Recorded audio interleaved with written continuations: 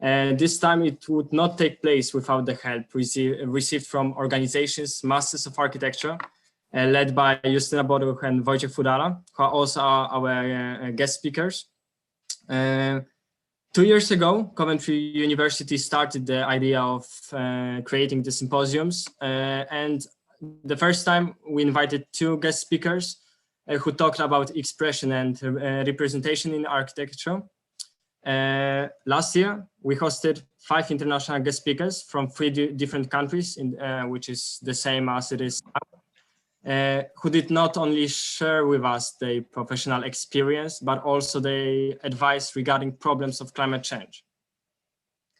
So today we would like to introduce you to a topic that has been present for many years, however, never so exempt as today. We would like to talk about the next steps towards healthy architecture. And sometimes there is needed one building or one moment in history that may conclude or initiate new movements. And taking a closer look what Le Corbusier did in his book, To the Parthenon, which is the symbol of course, classical and Greek architecture, it did not invent or create new forms or plans, but rather gathered the best solutions of its epoch and made them as efficient as possible. Then they were used as a standard way of construction up till today. Having in mind the restrictions that we have had to adapt for the last few months, we can even say that they forced us to learn new standards of living.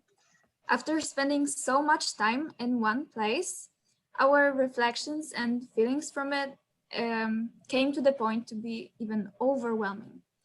This situation made us define, based on numerous sources, comments, and experience, that we had to come back to the same ideas that were described in the times of modernists, which is mainly a wise design of space and light.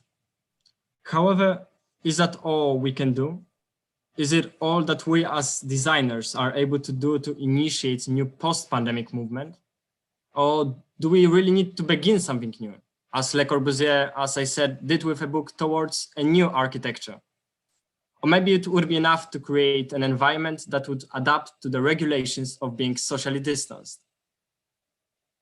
So these are the problems that our 5 guest speakers had to meet with while preparing for today's talks. We chose our guest speakers basing on their diverse experience in different scales, such as private, public or urban projects. However, we'll not lack a person whose studies are more focused on anthropological purview. And just to let everyone know, each speaker has around 20 minutes to present their views, and then it will be followed by panel discussion led by Ms. Małgorzata Kądziela. And everything is going to be recorded and shared on our Facebook group and on YouTube. And if you want to ask any questions, feel free to write them in the comments during the presentations. And at the end, we are going to have a short Q&A session where guest speakers will answer them. So our first speaker is an ambitious and creative identity whose voice can be heard in more cases than you can imagine. His persona represents not only SARP Katowice or series of talks, Masters of Architecture, but also Robert Konieczny KWK Prom's office. Let's all welcome Wojciech Fudala, whose presentation will talk about multidisciplinarity as a response to sincerely percepted world. Wojciech, you may start. Okay, thank you for this very nice introduction. I will just share my screen to make sure that you are all able to see it. So thank you. My name is Wojciech Fudala, and as Alexander and Małgorzata said, I represent the SARP Katowice, where we organize the Masters of Architecture series of lecture, where we invite very important international and interesting architects to Katowice, to our city in Poland, where 4 times a year they give interesting speeches. I'm also an architect in KWK Prom's office. That's a Polish office based in Katowice. but also I'm an interior designer, and I must tell you that today I've received the new edition of Metropolitan magazine. So I can show it to you here. So there is a publication of my latest interior, which I did in cooperation with Kinga Gołąbek. And just a few minutes before the presentation, I decided to change it and add some slides to share it with you, because in my opinion, the interior design is very underestimated. Especially today, at the times of the pandemic, we spent about 95% of our life in interiors. So I think that it's a very important discipline of architecture. Also in the Metropolitan magazine, we talk about it more in an interview. But let's get back to the main topic of my speech, which is synaesthetic design. So no one knows what the future will be, and no one knows what the future of architecture will be, but there are some possible ways, and synaesthetic design is one of them, which is, in my opinion, a very possible way of how architecture will move on in the years ahead. But what is it? That's a difficult term. So let's check what does it mean. So synesthesia. Synesthesia is a neurological condition in which information meant to stimulate one sense of your senses only stimulate several of your senses. So briefly, synaesthetic design is architecture that considers all the senses, not only one. Okay, so that's an engraving by Claude Nicolas Ledoux, and from 1804, and it shows that architecture has always been considered as an art of the eye. But according to neurologists, architecture is much more multisensory than it has been previously considered. And our brain is, as well as it's visual, it's also sensible for the other four senses. And we should ask ourselves what we have lost, what our buildings have lost, but when they were designed only for the visual. So that's also that's a quotation by Maria Lorena Lehmann. It's an architecture writer and critic, and she said that as the human body moves, sees, touches, hears, and even tastes within a space, the architecture comes to life. So in this presentation, I would like to give you examples of all the senses and how can architecture can touch all these senses and how it already touched. So I will give you some examples to illustrate that, to illustrate to how the situations looks like today. I will also give you some examples how can we mix all the five senses to create so-called synaesthetic design. And I will also give you some examples how not to do it. Okay, so let's go. Let's start with the smell. And that's a sense that is, of course, considered by architects, but usually in a negative aspect. So it means eliminating unpleasant odors. So let's start with the building that you all know. It's Villa Savoie by Le Corbusier from 1931. And as you can see, Le Corbusier was already thinking about the senses and about the smell, especially when he was working on this project.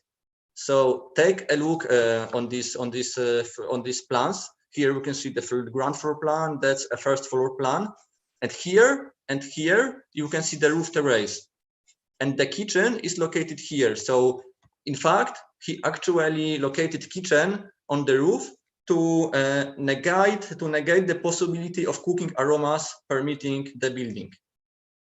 And here you can see more contemporary building. It's a Barclays Center by Shop Architects in New York. And in this building, the architects created a special signature scent for this building. So usually enterprises have their visual identity. And here, in this case, we can tell about identity of fragrance that is characteristic for this building only. Okay, let's move forward. Now we have hearing, and similarly to smell, that's a sense that is usually, the sound of a space is usually addressed in terms of how to avoid noise. So acoustic walls appears very often in our projects.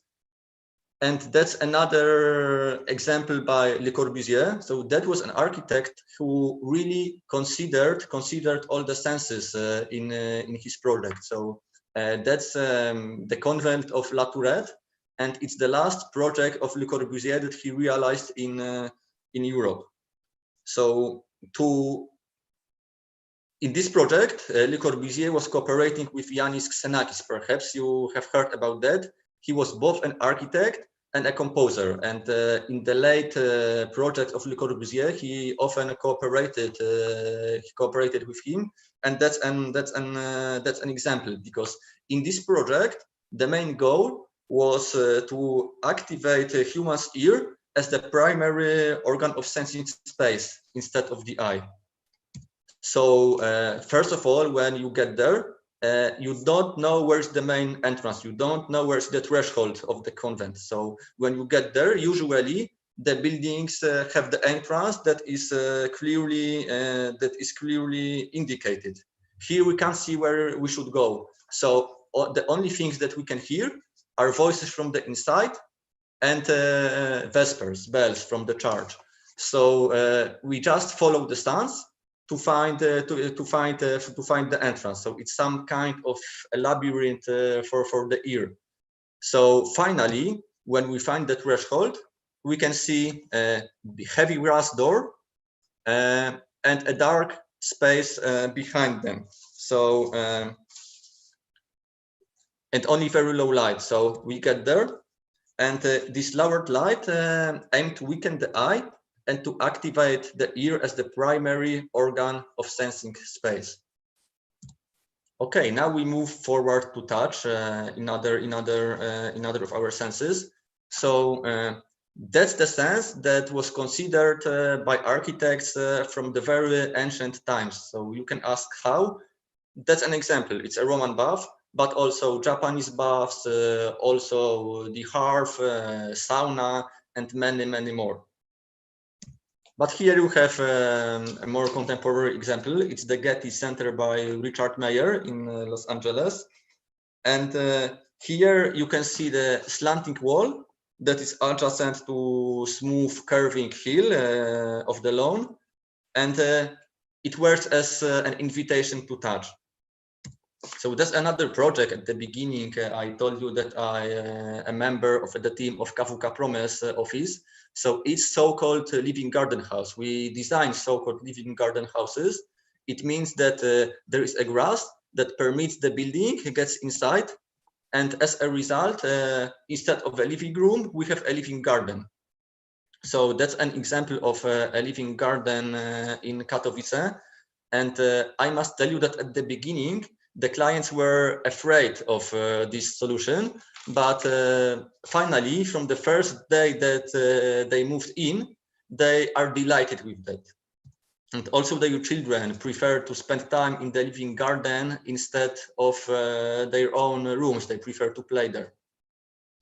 So that's another living garden house that we designed 1 year later in Izbica, also in Poland. But now I want to show you another project. It's a living garden house in Kassel, in Germany, where we want to move a step forward.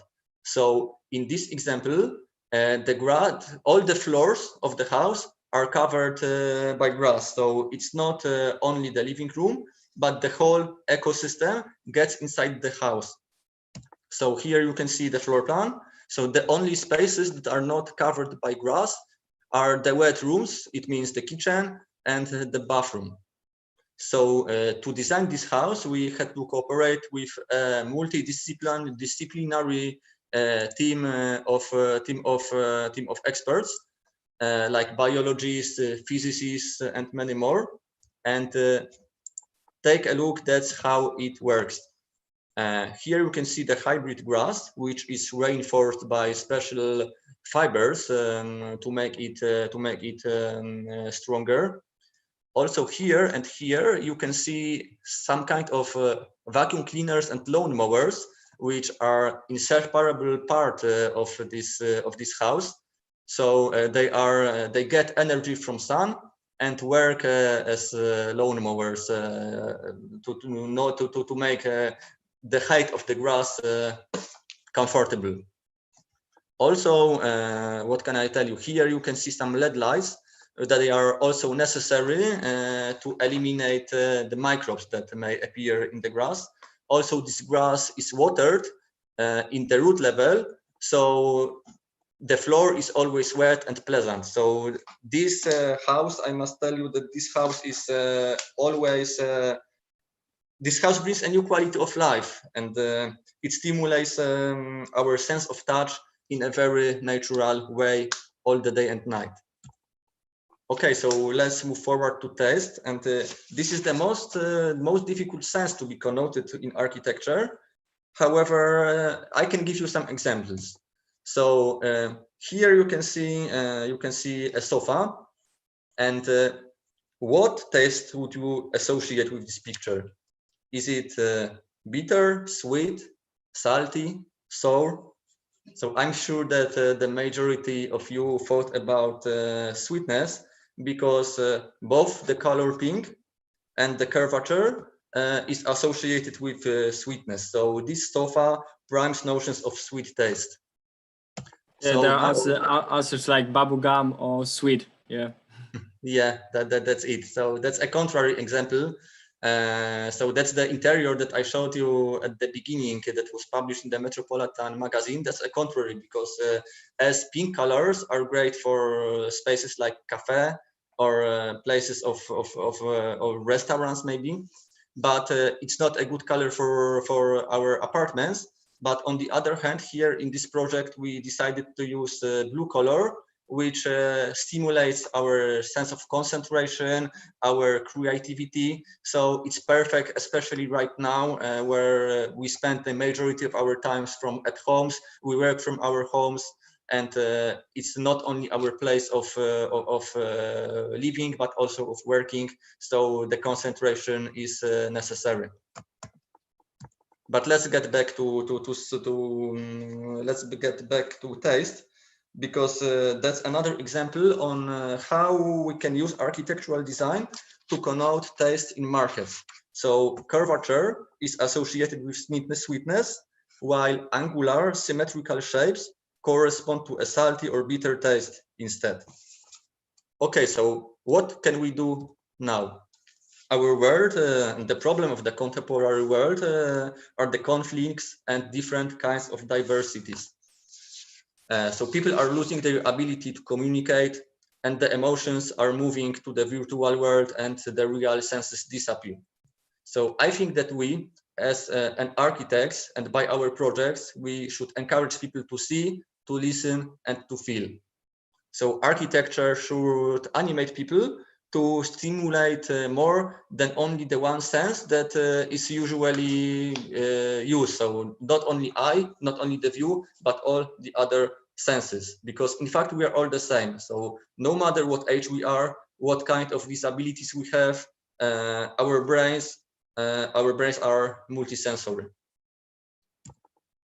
So that's another quotation by Juhani Palasma. That every significant experience of architecture is multisensory. Qualities of matter, space, and scale are measured by the eye: nose, skin, tongue, skeleton, and muscle. But how to do it? So there are three ways of multisensory integration. It's sensory dominance, superadditivity, and subadditivity. So I will explain you briefly what does it mean and how it works. So let's start with the sensory domination. It means that one sense, for example, the eye, is much stronger than the other ones. So there was an experiment that wine experts were given white wine with a red food dye inside, and they were tricked because they thought that in fact they are drinking red wine, but it was only a white wine with red food dye. So that's an example how the sense of sight dominated the sense of taste.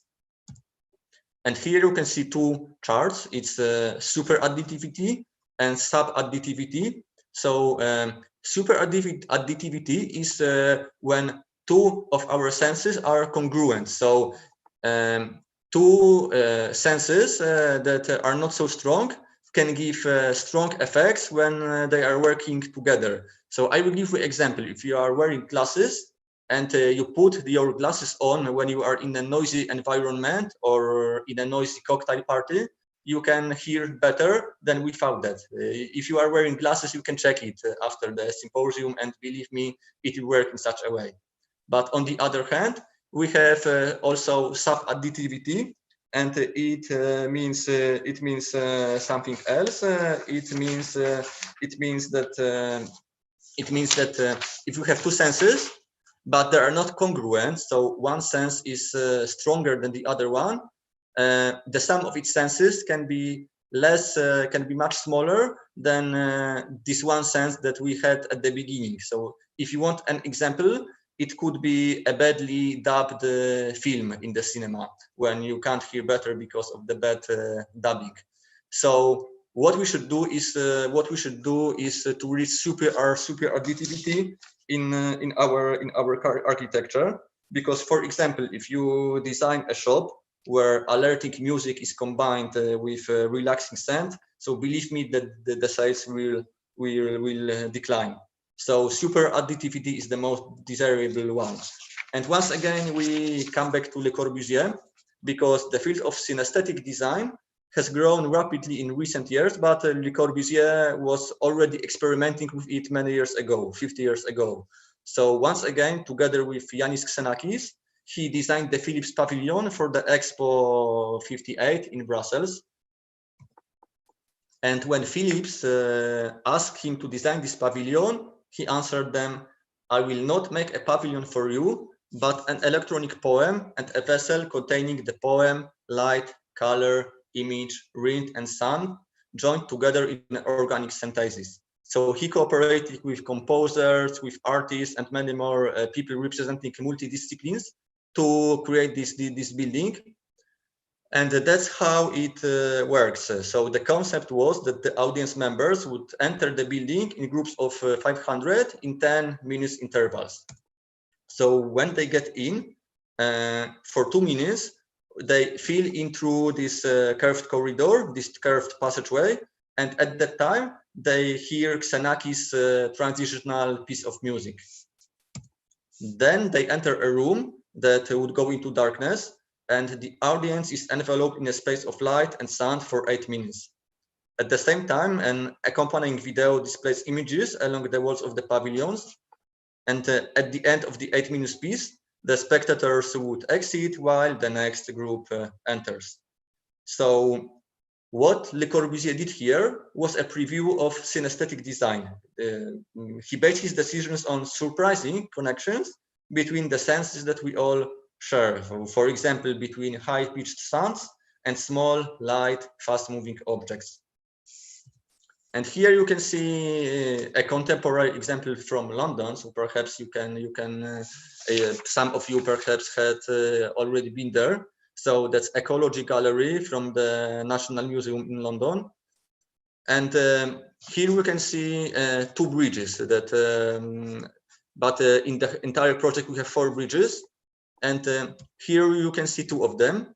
The left one is covered by glass and the right one is covered with wood. The other ones are covered with metal and recycled rubber tires. And when one crosses across the bridge, it produces varying sounds and sensations underfoot, stimulating our senses of hearing and touch.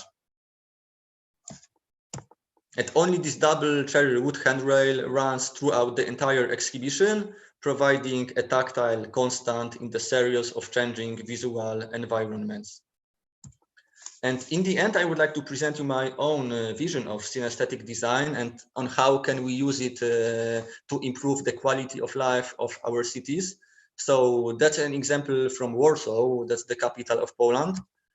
And the city of Warsaw is divided into two parts by the river of Vistula. But the river could also work as a connecting factor of the city, not a dividing one.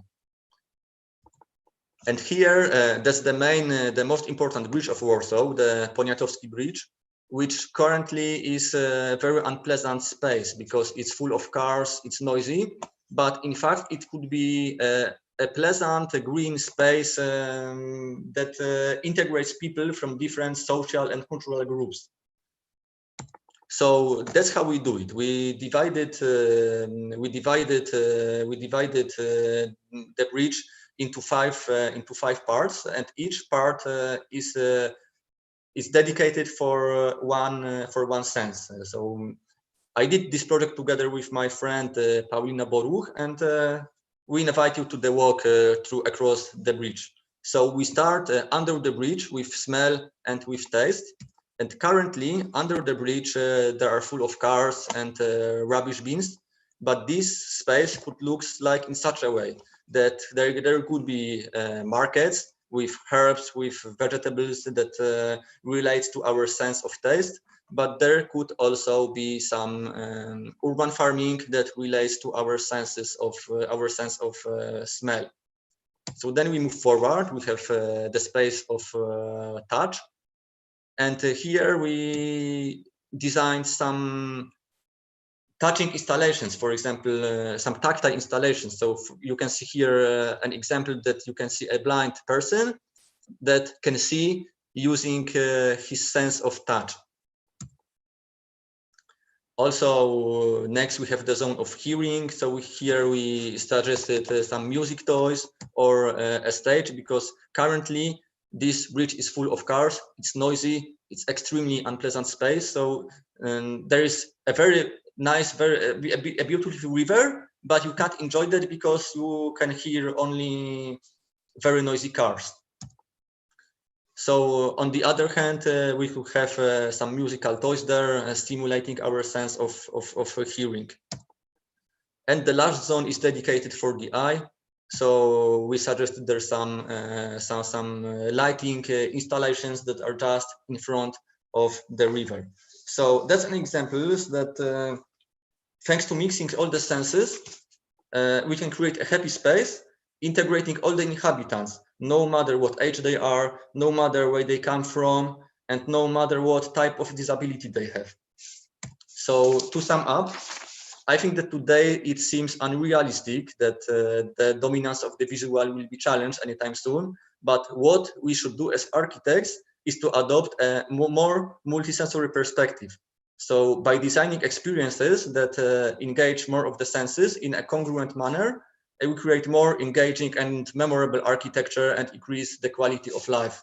So that was just a brief introduction of designing for all the senses. But if you would like to learn more about us, I encourage you to contact us via our social media. It's a Master of Architecture, where we promote the best architecture in the world, also by my private profile. So once again, thank you very much for watching. Thank you so much, Wojtek. We need to say we've been just writing and discussing a little bit about your presentation when you were presenting, and what we think that it neatly presents a complexity of our perception of architecture, and maybe that it includes also the senses that we don't think about. Yeah, and yeah, exactly, that's it. Yeah, so we think that it's really interesting that you showed also the theory to us behind all of this, because this is how we can maybe understand it better, or maybe we can include it also with some theory behind it. And we think also that it may become a really good foundation for further exploration of the cities of our surroundings, such as Milton Keynes.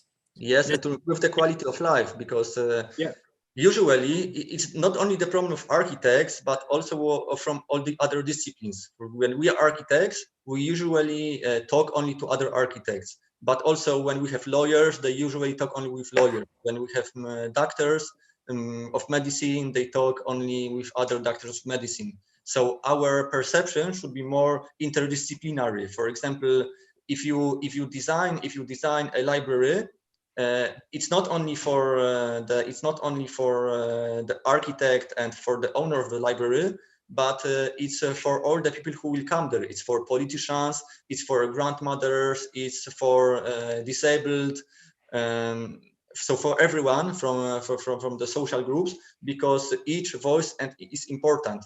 So that's why we should hear more voices than only voice of the architect and client, because we design for everyone. And also very important what the neurobiologist says. And according to what they say, our brain is absolutely multisensory. It's not only dominated in one sense, which is an eye, but all our 5 senses are equal. And our architecture can be much better if we will design for all the senses and think about that, and not only for one. Because imagine how much we lose because of designing for one sense only. Mm-hmm. Yeah, I totally agree, and I think that our next guest speaker may talk about the advantages and disadvantages of looking at them in Milton Keynes, as I said, in a small village actually, located close to Coventry, and he's an architect, urban designer, and creative advisor at David Locke Associates. However, his career spread to places like London Docklands or West Midlands. But it needs to be said that Will would probably be able to present his stance without the preparation. And this is what he did when we were talking a few weeks ago. However, when you include this quality time of reflecting on the space surrounding him, it may, you may have the results that you will see in the moment. And let me introduce Will Cousins from David Locke Associates, United Kingdom. Thank you for being with us. Yep. Thank you, Alexander. Thank you, everyone. I think what I'll do, if I may immediately, is just see if I can share my my screen. And let's see if we can do that. Okay, can you see that? Yes, we see. Okay. So, I'm not entirely sure whether your view is getting. I'm getting the view of the panel as well, but can you just see the screen without that? Yes, we see the screen without the panel. Okay. So it's just perfect. Okay, perfect. Thank you. So partly today, I'm going to take you on a little bit of a journey through recent history, because I think the history is important in terms of setting the context for what it is that we. The conclusions we're reaching about the new city of Milton Keynes, where I live and work and have worked for on and off now for the best part of 40 years in one capacity or another. And the important part, I think, where Milton Keynes is at the moment as a new city is taking the opportunity to kind of review and assess where its future lies, and this word towards a healthy architecture, I think, is taking us in a direction towards asking the question about how we now establish a healthy framework for the growth of further growth of the city. Part of the questions I think that we're asking ourselves at the moment through the pandemic is that it's really, I think, proposed, I think, an MRI scan of a city's health. As practitioners and professionals in the busy process of engaging process of making a city, it's not often that our assumptions and beliefs are so fundamentally challenged by something that's affecting the globe at the moment. And one of those things, one of the analogies, I think, is that it's with all of the hardship and the enormous challenge it's bringing, is whether we are now able to kind of question ourselves about some of the assumptions that have been built into city making. An image of the city of Milton Keynes as it is today is here as a view of the patient, shows an urban form that is this. Does that constitute in many respects the basis of a healthy city? And if so, what is it about it that we can either use in going forward, both for Milton Keynes or for other places, or what other things do we need to reflect on and perhaps and review? And one characteristic of a project that has a lifespan so far of over 50 years, it takes the opportunity appropriately from time to time to review that.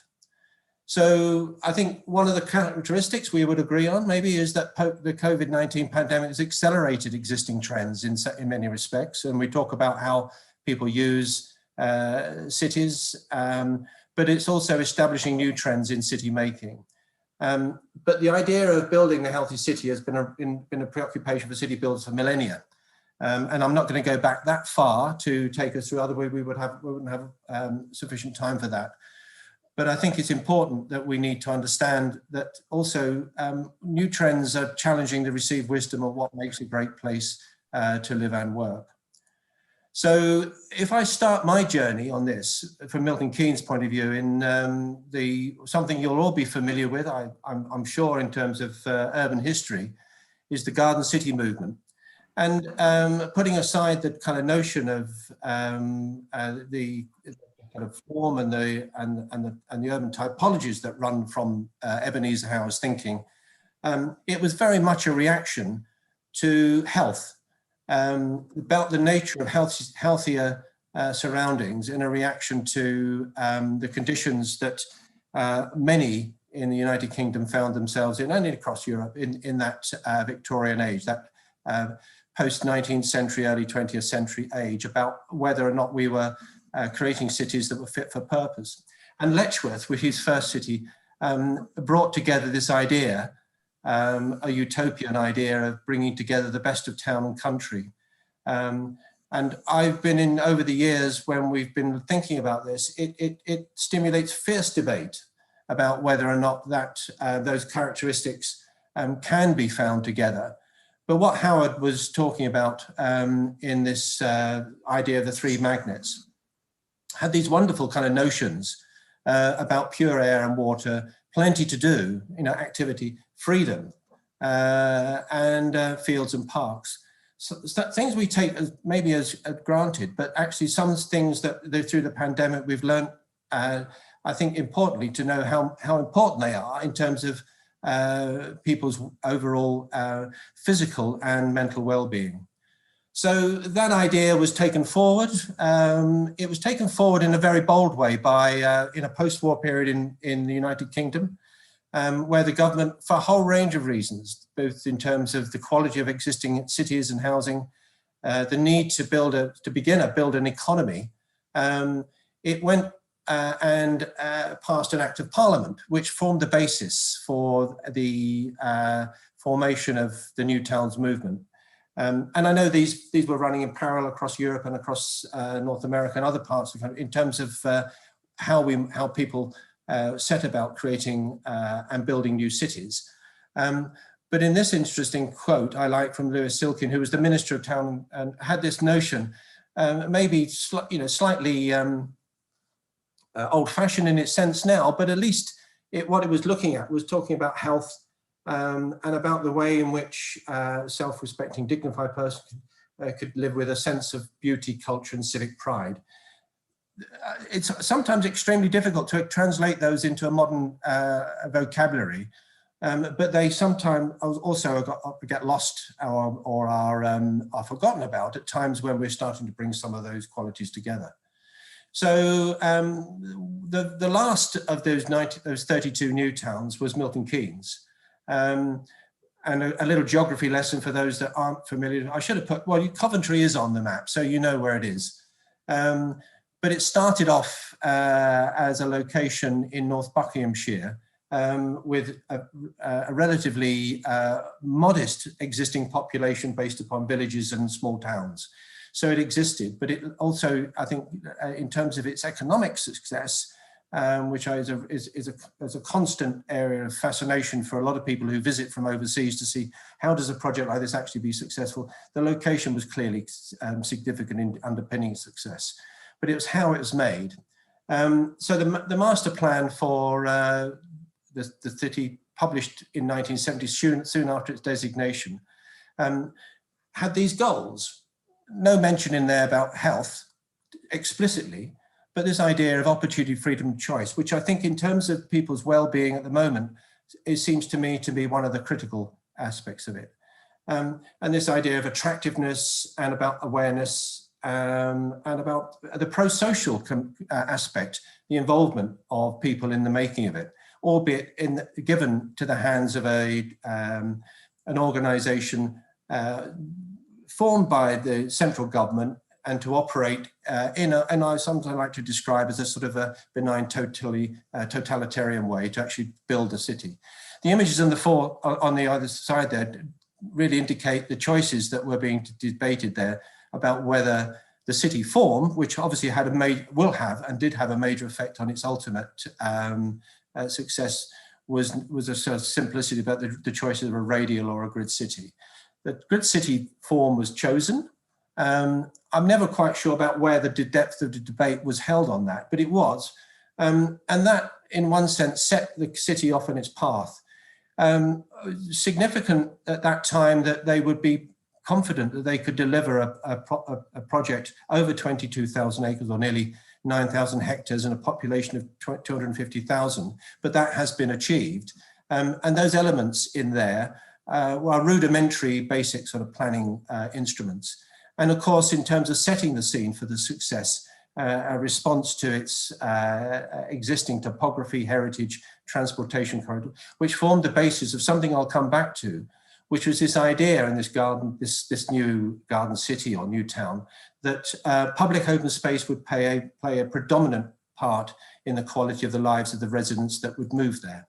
And the urban forms and the landscape forms, which meticulously followed that grid, the ones that were laid out and developed. And an image I always like to put up by the architect illustrator Helmut Jacobi was to show that this was a picture in 1970 of what that city might be. Influenced undeniably by Mies and the modernist movement, because this is not a folksy view of Britain. It gets attributed to having more associations with Los Angeles, but I've never quite made that connection across. One can see some parallels.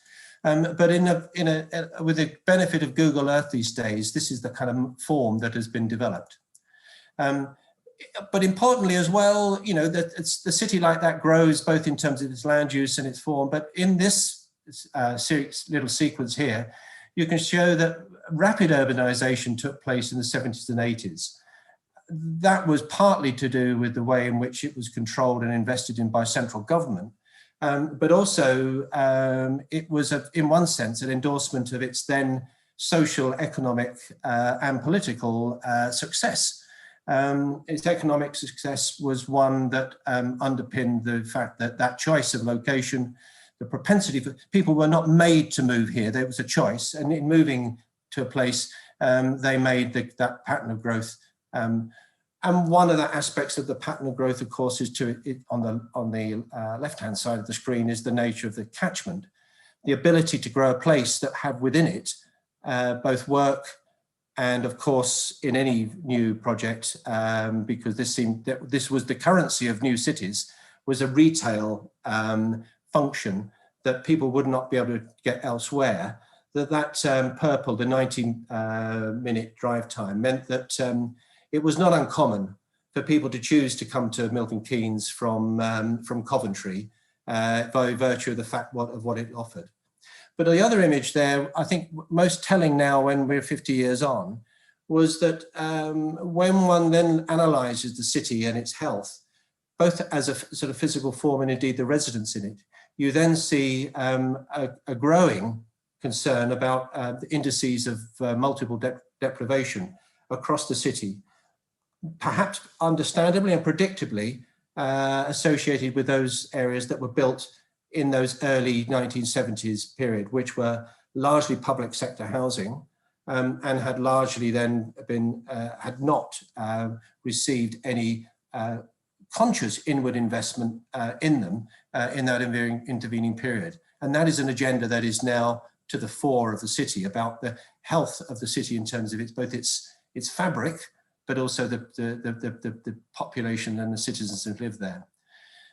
So the city hardware is important, but it actually needs software as well. And one of the interesting characteristics of a Milton Keynes that we have is that it developed uniquely the notion of a community foundation. Well, the community foundation, of course, is one which is explicitly about dealing with the residents' aims and understanding. And what that community foundation does, or has been doing over the last 20 years or so, is carrying out analysis of the city in terms of its vital signs. And those vital signs are ones where it's whatever the physical fabric is showing, we are to be able to survey and understand the health and well-being of the citizens. But another aspect of growing a city was the creation of a trust. So the value that was being placed in this green space would have been nothing if it had not had the long-term legacy of being given a 999-year lease to a trust whose sole purpose was to manage, maintain, and promote that green space for the benefit of the citizens of the new city. And their objective, and they are well funded because they were funded with a dowry when set up, and those investments continue, is to continue to make sure that the stewardship of the space and its activation is aligned to the requirements and the growth of a new city. So bringing us up to date, the question about whether the Milton Keynes in many respects had been moving towards a health came up in some degree with a piece of new work that I was involved in, my company was involved in, on behalf of the council, which was to look at the strategic growth study. So what out of these ambitions, and most of them are driven and very much driven by political ambition, of course. Cities now, there's no longer a development corporation planning and building it. It runs itself as a unitary authority, which those of you know the UK planning and political system will mean that it deals with all matter of transport, health, and development and growth. And our strategy for the city was one which I think was one that certainly needed to take cognizance of where we'd been, but where we might be going. I'm just putting these two up, and of course you'll recognize them as well as students of Juan Gale. That Juan was very influential, I think, in many respects in predicting and understanding that, you know, city growth and change is very much predicated both on quality, but also changing economic and social patterns. And this is no, Milton Keynes is no exception in this. So the quality of what is there, the fact that the planners of the 1970s thought that the centre of Milton Keynes was a retail and a business function, those questions are now been brought into stark relief, and whether they are valid today. But equally, the place quality criteria that we're playing to them, what are the qualities that we've been left with of those recent years, and what are the diagnostic metrics that we can begin to bring in? In parallel with that, maybe partly into the UK's realisation that some places are suffering more than others, we've been involved in some of the projects that I've been involved outside Milton Keynes as some of the demonstrator sites about healthy cities. This is a subject presentation on its own, where here you're seeing the National Health Service realising that health is different from illness, and working its way through the right sort of design criteria, some which will be very familiar to you, but they're very valid to understanding this. So bringing us back to Milton Keynes, where we've been going, this diagram, and it's no more than a diagram at the moment, begins to understand the strategy. And you will see with a city of its form, it's finding two things.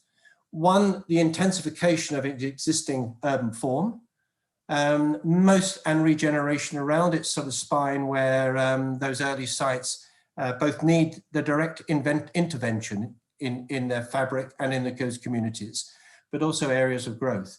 And some of those at this scale are to do with mobility shifts.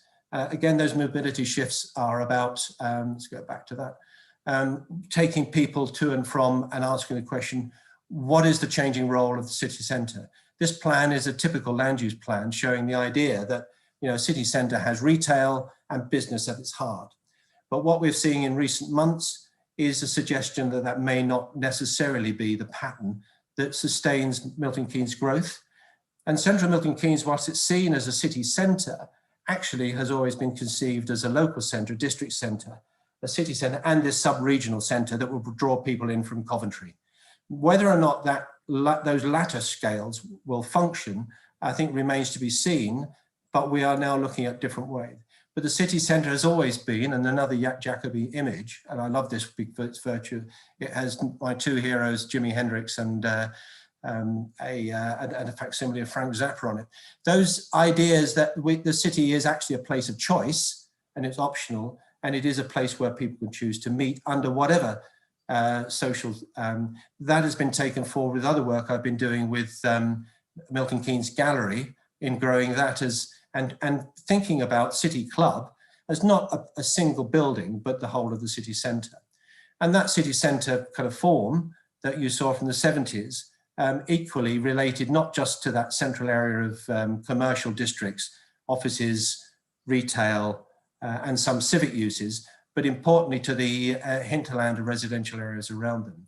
Two areas from the study that I just want to touch on very quickly. One is the nature of active mobility. Milton Keynes is known for its cycleway system. It's very good in many respects, but ultimately what the COVID pandemic has demonstrated is that it actually is not fit for purpose. And what we've been doing through this strategy to say, well, maybe we need another investment in infrastructure to retrofit that city structure in a way that was closer to some of the original objectives, but upgraded, that starts to think about central Milton Keynes as being a 15-minute city for a cyclist. So the city area on that cycle network, much of which is in place, but you know, as with all systems, it's only as strong as its weakest link, dealing with those links to improve it. Importantly, the green estate that runs right across the city, but importantly in city centre itself. What happens when this is Midsummer Boulevard in August last year, in the middle of the week? These are offices, underutilised, and car parking space, 20,000 car parking spaces. Big question, big challenge. Maybe we can start to think, and here's a picture of Eindhoven where I was fortunate to visit, maybe we start to think about repurposing some of that infrastructure, and what is redefining that role of infrastructure about. We can only do that with the support and the involvement of the community. So where we've learned that, I think the city probably began a process of, if not explicitly, implicitly wanting to create a place where people felt well and healthy. Some of those objectives have been met. We've now reached a moment, I think, I want to use the word a crossroads, but a fork in the road about how we begin to invest and retrofit the city so that, you know, through good stewardship and the involvement of the community through the strategy, we'll be able to adapt and provide the city with the forms and the places that it will need to take it to the next 50 years. So thank you for that, and I will now stop my share. That was about 20 minutes, I think. Yes, thank you very much for your detailed presentation. I think the way you introduced the example of Milton Keynes explained us really well the realities of British urbanism. As you said that some urban projects had health as aim in their programs, we can never say to what extent it is useful right now. We can never foresee what's going to be in the world, right? We can never know how much it will help our communities, I think. So I think it is really crucial to reflect on the good and bad aspects of our surroundings. As with them, we are able to focus on the urban urbanism that sustains a healthy community, right? Thank you. So thank you I mean, very I think much for that. we'll come to questions later, but maybe we take the next speaker. But I think some of those lessons, I think, are eternal. They're around on every situation everywhere, and everyone has to confront those. And sometimes the city building is considered to be a laboratory that allows it to experiment one way or another. But you do experimentations at your peril. But we can talk about that. Of course. So we'll answer. We'll ask all the questions at the end during the discussion panel. So your conclusions regarding the living spaces on the bigger scale are a great base to move on to a human scale in the next presentation. Our next guest is an extremely hardworking person. Except from co-leading Masters of Architecture, she has an experience in working in practice and writing. Thus, her reflections are always well considered and on point.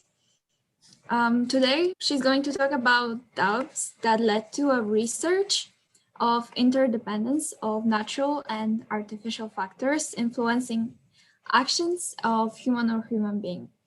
So we would like to introduce you, Justyna Boduch. Hello, everyone. I invite you to my theoretical lecture. This is something like manifesto, because the lecture aims to provoke a look at the human world and architecture from a different perspective. So give me a second. I have to share my screen.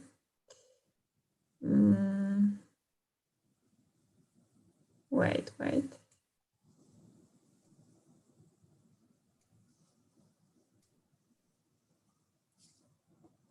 Okay. We see it, just in case.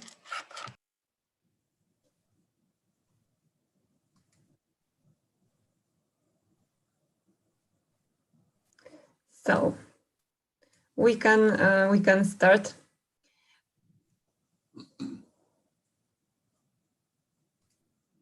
At the very beginning, I would like to present the famous print of unknown author published by French astronomer Camille Flammarion.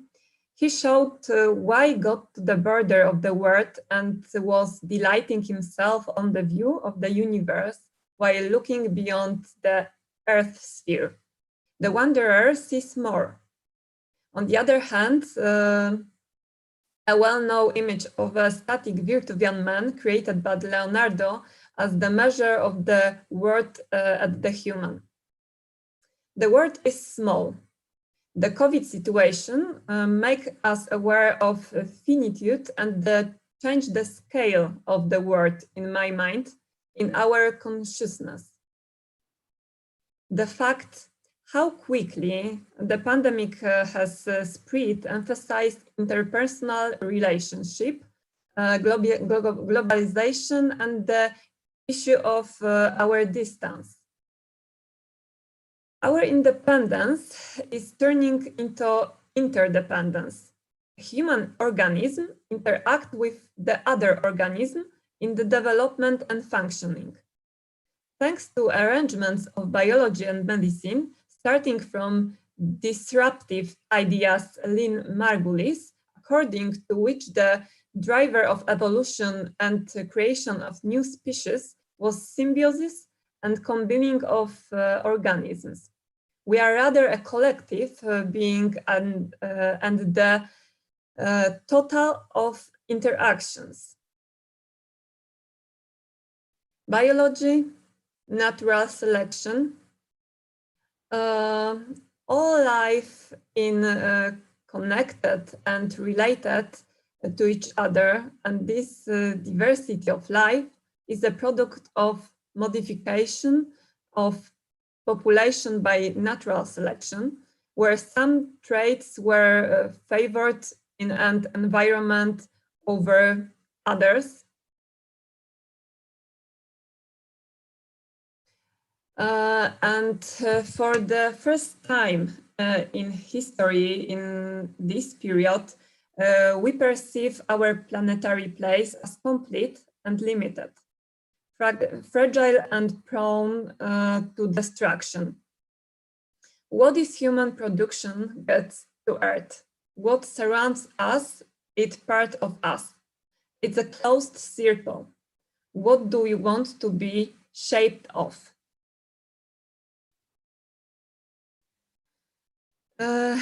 Architecture exists in a complex network of resources and energy flows, a material ecology. In a circular economy, how could we design a completely recyclable building? How do we recycle a building or materials in a way that we could really benefit from?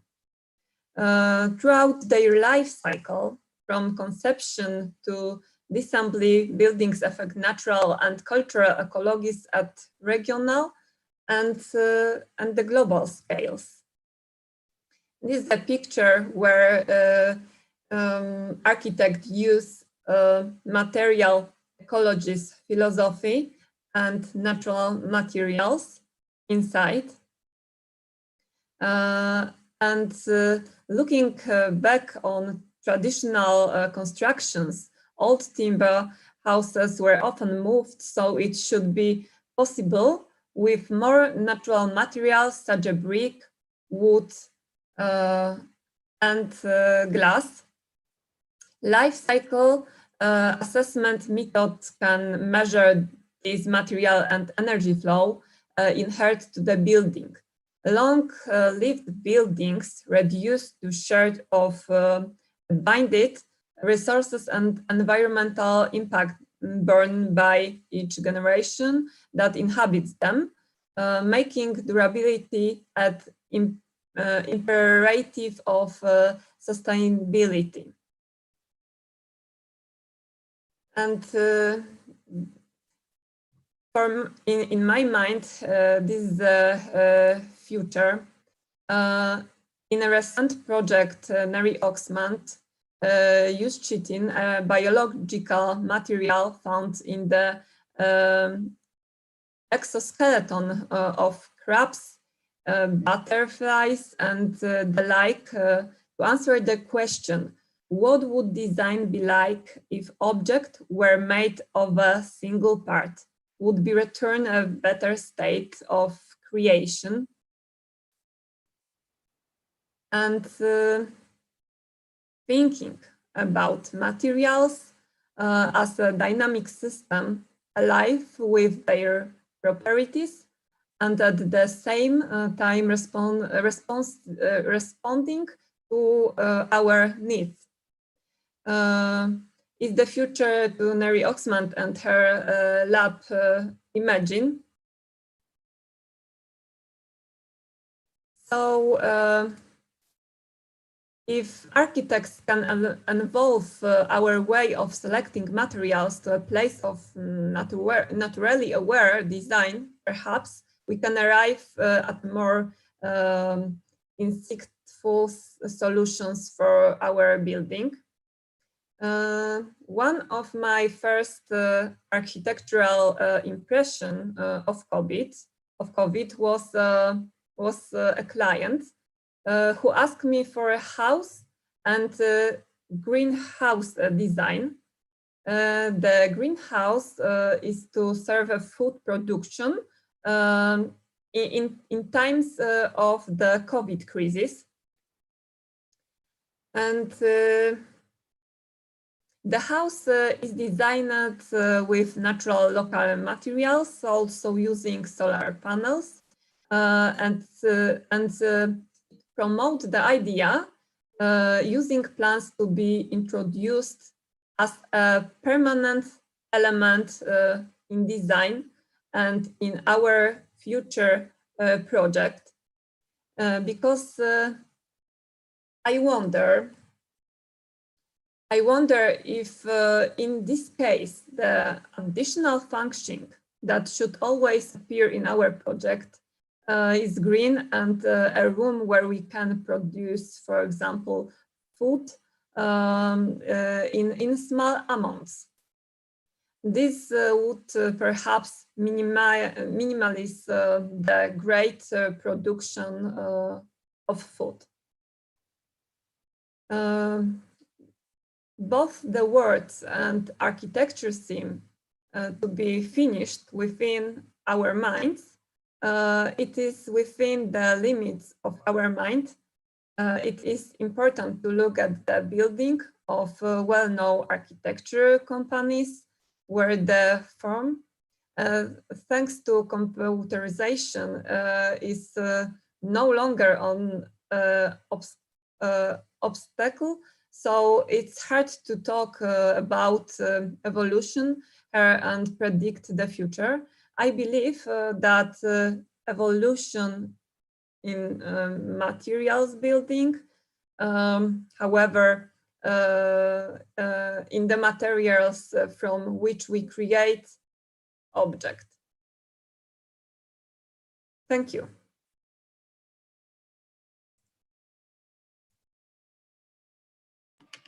Thank you so much, Justyna.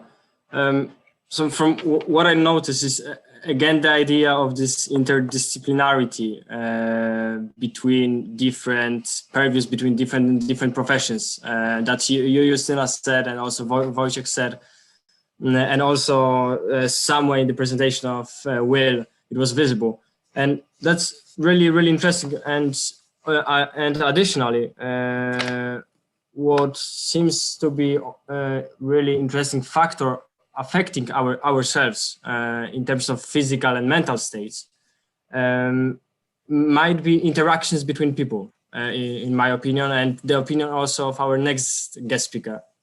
And this man is really determined and broad-minded, and I think he may give us solutions to the problems that you were mentioning, that Le Corbusier was mentioning, and also that he will mention, and which is the interactions between people. And Juan Carlos Romero was raised in Colombia, studied in Delft, and became a professional in Turin. In the last destination, Juan works for Carlo Ratti Associati, if I'm pronouncing this correctly, which offices are located in Italy and in New York. They had the pleasure to collaborate with the studios such as Bjarke Ingels Group, redefining standards and ways of living in the newest skyscrapers in, for example, Singapore. And their idea and their solutions to the problem of interactions between people are very often solved by intersection between digital and physical spaces. And I think Juan may present to us a small anticipation of what the future may look like, and thanks to the research that they have done in terms of COVID and in terms of numerous buildings that Carlo Ratti Associati designed. Juan, thank you for being here. It's a great honor, and floor is yours. Well, thank you very much for the introduction. As Alexander was saying, I have been going a little bit around the world, and I'm now in Italy working with Carlo Ratti Associati. As it was almost there. And just to give you a big idea of what I do here, or a rough idea of what I do here, I work for what it's called the future team, or the strategy and innovation team. And we're looking for all the new projects that the studio does, and all the, let's say, the research that lead us to new opportunities. And I think this is very connected to what I'm going to talk about to you now. Let me try and share my screen while I tell you this and see if it works. You tell me when you are able to see it, please. Yes, we see it. Great. So what I'm gonna do now is try to tell you a little bit about, let's say, teasers of what the future might look like. It's something that is related to the research that we have been doing here at the studio, or that we have been doing also with Carlo at the MIT, and tell you a little bit about also some of my thoughts, if the time is still permitting, about some thoughts that I had about policy making that could be the way into action of some of these things at a broader scale, let's say, or at a city scale. So when we first talked with Alexander, he told me about this towards healthy architecture subject and about all the things that we had put in doubt after the pandemic. And I think, well, in general, a good way to start is to see what happened last year and to see what were the new things. So I think the most shocking thing that we saw in the past few months was for sure seeing places that we always thought of, like the heart of people getting together, such as Times Square, as you see here, but let's say a local example, the Navigli in Milan, or what you would see, let's say, in the heart of London, in the heart of Paris, in Madrid, everywhere around the world. That is a lot of people coming together. Suddenly, all these spaces were without a soul, and you would see images like these that you hadn't seen in years, or maybe in decades, or so on and so forth. The same thing we could say about the way that we start living our lives. So start connecting through Zoom, start connecting through all these digital platforms, being at home, reevaluating all the spaces where we let's say, carry out our day-to-day life. But I think we need to go back to what a pandemic can be and what the cities mean in the middle of this whole discussion. We have had times like this before, and we have seen that the city has always been the center of let's say, human interactions. In the past, or like in the moments where we have had a pandemic and where we thought that this would change the way that we use urban spaces, we have seen time after time that the urban agglomerations have prevailed, and that the will of people to meet and to come together again, it's stronger than let's say the events that might make them apart. If we think about Venice after the plague, it was the moment in which it became stronger, and perhaps not only because it was a strong naval let's say, power, but also because it was a place where a lot of artists, a lot of writers, a lot of intellectuals were coming together. It was also a place that boomed after the plague. So if we think about that, we can also see that the cities nowadays, they're not going to change. I don't think that the let's say, exodus from the city to the countryside will be a trend. I think that after this, and thinking about how we can make it better, the city will come out stronger, and the way that we meet with people will be more important than ever. To think about cities, I would like you to remember these 4 numbers. I think they're the 4 key numbers that you need to know when you think about the situation with cities. 2, 50, 75, and 80. So cities cover 2% of the city of the Earth's surface. They host more than 50% of the population. This is a measure from 2008, and that it's going to arrive up to 70% in the next 20 years, probably. With United Nations calculations, it consumes 70% of the world energy, and it produces 80% of the CO2 emissions. So if we think about this, we can see that a small part of the Earth's surface is very important to the way that we live our lives. So I just want you to remember these 4 numbers as we discuss about things that can happen in the city.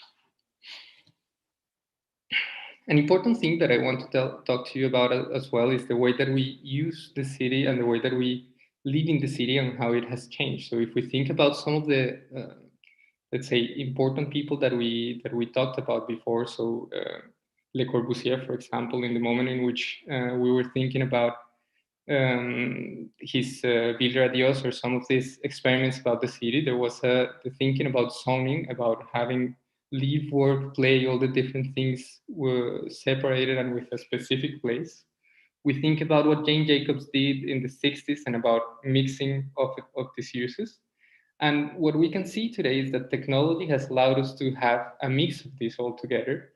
And networking has allowed us to start thinking about how, let's say, the different spaces can be used for multiple uses.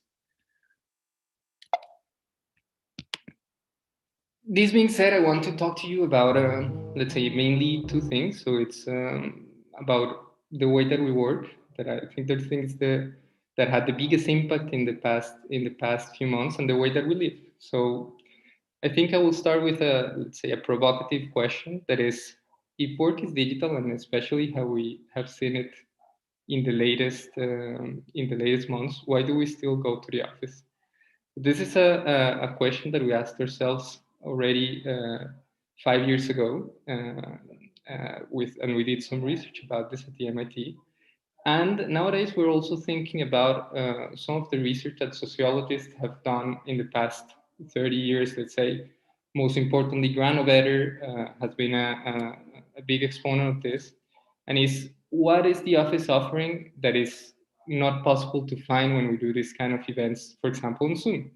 So, and here, just to make you a brief introduction, he talks about what in your circle of connections, what in your circle of people that you know are strong ties and which are weak ties. So basically, strong ties are everything that goes in your circle of friends, in your colleagues, people that you talk to frequently, people that might create, let's say, what would be a resonance bubble or a resonance circle around your thoughts that make everything that is your base of thinking stronger. So usually you choose your friends because they're people that agree with you, and not because they're people that are challenging you constantly on your ideas.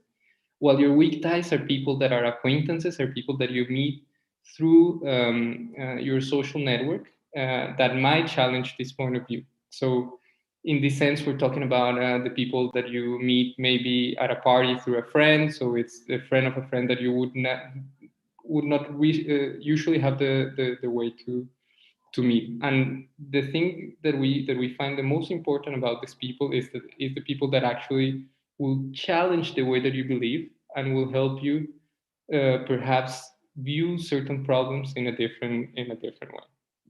I will tell you a little bit about why we find this important a little bit further on. So just to give you an idea of what these connections mean, like, we did an analysis at that moment in which we would see how people would connect to each other and how people were interacting, having the difference between in-person interactions and virtual interactions. So this is done all at the MIT campus. And what we see is that through the analysis of the use of Wi-Fi, people were using Wi-Fi mostly at home during the night and then at the campus during the day. What is the result of having an extended Wi-Fi network, an extended way of connecting to people, that people can start following lessons, for example, not necessarily from the classroom, but also from the park, from let's say other spaces in the campus, and in this way activating what could be spaces of encounter with other people. I will show you a couple of examples about this later on. And what we see in the office is a shift from what could be like this, an exaggerated example. This is Jack Tati's movie in which everyone is let's say trapped in their own cubicle. And what we see today, that is spaces more in the vein of co-working spaces where people can meet, where people from different offices can meet and share their ideas. And we think that this is the important part. And with this, I would like to share a little bit of an anecdote of why we think this let's say soft links or weak links are important. If you think about a lot of research or a lot of anecdotes about people that have won important awards with the research, and in particular, you that are in Coventry or people that are following us from the UK, this is a very typical thing from the UK in which people say that they were having problems with the research. They didn't know how to solve the problems that they were facing.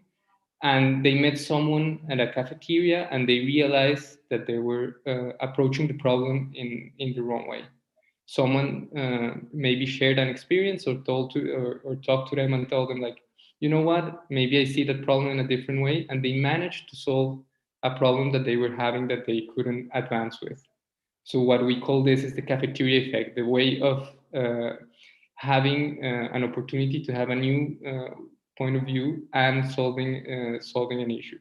In the long term, this is also a way for companies to improve the way that they do innovation. So if you're having people that only talk to the same group of people all the time and that have a hard time connecting with circles outside their usual, let's say, the usual suspects, this would also cause a reduction in innovation. So we want people to be able to connect, to talk, to do these all kind of things, to share their experience in order to have new ideas to move forward faster.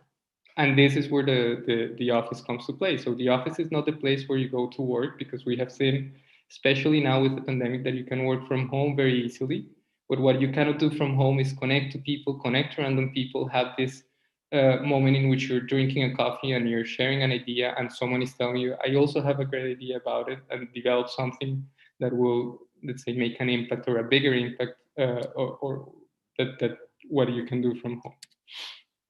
This is a little bit of what we did in a project that we developed in well, this was 2019, and of 2019 before the whole COVID crisis, but it had that idea already inside it. So this is an office for a pharmaceutical company in Milan that is all based around what we call activity-based spaces. What is this? Is that basically we studied very hard what they did, the way that they interact, and the way that we could power these interactions in order to make them stronger, and created a series of spaces that are, let's say, tailor-made in order to improve the interaction that they're having in the day-to-day. These are a couple of examples about that. So they're small meeting groups in which people can solve problems very fast. So you can schedule them for half an hour or so to solve a small issue. This is more of the same. Or these bigger spaces in which people can just come and solve a problem in 5 minutes, or come to work there whenever they're feeling in the mood, for example, of having people jumping in and having a conversation which can help them resolve a problem easier. There's a little bit more of this space, and as you can see, the whole idea is to create these spaces in which people can mingle, in which people perhaps from different departments or from sections of the office that wouldn't meet usually can meet and can start some of these random conversations that I was talking to before, that I was talking about before. This can go beyond the workspace, and as I was mentioning before a little bit about with the MIT, it's also something that we have explored in academic areas. So this is a project that we did for the University of Milan that is now building a new campus in the old Expo area. So just to give you a brief introduction about this, the old Expo area in Milan, the Expo 2015, it's an area that was due to be renovated, or that is part of a larger urban regeneration project for which the Innovation District of Milan is relocating to this area. We did also the master plan for that area. And a key part of building this space was not only having on one end the let's say what could be the typical innovation companies, pharmaceuticals, and so on, but also bringing different kind of players that could enrich this system. So different ways of fostering this innovation and fostering these goals are not only creating spaces within companies, but larger spaces within districts and city centers or city areas in which different kind of people can meet. So the idea here was to bring university. One of the biggest hospitals in Milan is here. We also have a large quantity of startups that have set up their offices in the area just to benefit from the innovation environment that is being proposed in this area. And in the middle of this, we have the more scientific side of the University of Milan getting in. And what we tried to do here was to reinterpret their main idea, so their main core, let's say, image, that is this court building, this whole idea of the Italian university. So if you go back to the university in Bologna, or also the university in Milan, in the center of Milan, they're all buildings all built around a court or a loggia, in which people have this space to meet in the corridors or in these big green areas in the middle of the city. And we wanted to reinterpret this not only within the campus, but also expanding the access to these areas to the people outside the campus. So this is a little bit of how it looks like. And this is a larger view of the master plan. So if you can see, we started creating this series of inner corridors in which people can meet, but also some of them are of public access. So people from, for example, the financial companies that work in the area around it can also come to have lunch, and that way maybe they can recruit their next interns, or they can share a research idea with some of the professors. So this is a little bit of the whole idea that we want to bring forward in this kind of spaces. This is very connected to the fact that at a larger scale, the city can begin to, or can continue to be this aggregator of innovation and this aggregator of great ideas. So we are, let's say, activists for the city, and we think that the way to make the city work better for us is to start making it, let's say, a better place for the kind of interactions that we already have. So start designing more for the experience that the people have inside the city, and not the other way around. Not try to adapt the people to an experience that we're designing. It's a little bit more about the project. In this project, of course, we have some other, let's say, architectural approaches with the facades, with some of more, let's say, our typical digital plus physical approach, more related to technology, in which the facade is done with digital manufacturing. So we imagine that this brick facade can be built by robots, but this is part of a different discussion that I would be happy to have in another moment. And this is more of what it would look like, some of these spaces. Let's say, just changing completely the subject. I would like to talk about when we stop working, when we stop studying, we go back home. And in this sense, we think that the house is a key element that we need to, or let's say, living spaces are key elements that we need to analyze in order to understand what could be the way that we will be living in the future. So this is just a teaser. This is more of a let's say, explorative project that we did in the past months, thinking about what could be and what are the important things in the living spaces. So I think these are three main issues that we see, and they're connected to what we have been discussing so far, but especially to what we saw happening in the time after COVID. So on one end, we saw we can work at home, and perhaps the home is still not ready to receive us as workers. So we need to create spaces within our homes where we can perhaps work better. So this is one of the key issues.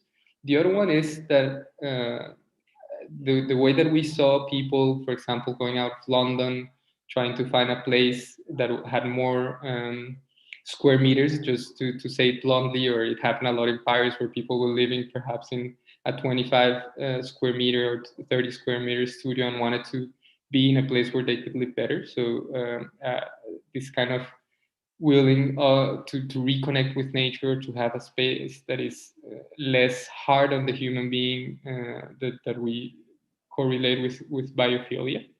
So like this need of the human being of being close to nature, and how we can have this interaction of nature and the built environment within the city. And of course, everything that has to do with health. So the virus was a big problem. So what can we do to guarantee that we can go back to living the way that we were used to in a safer environment? So these are the three main subjects that we were thinking about.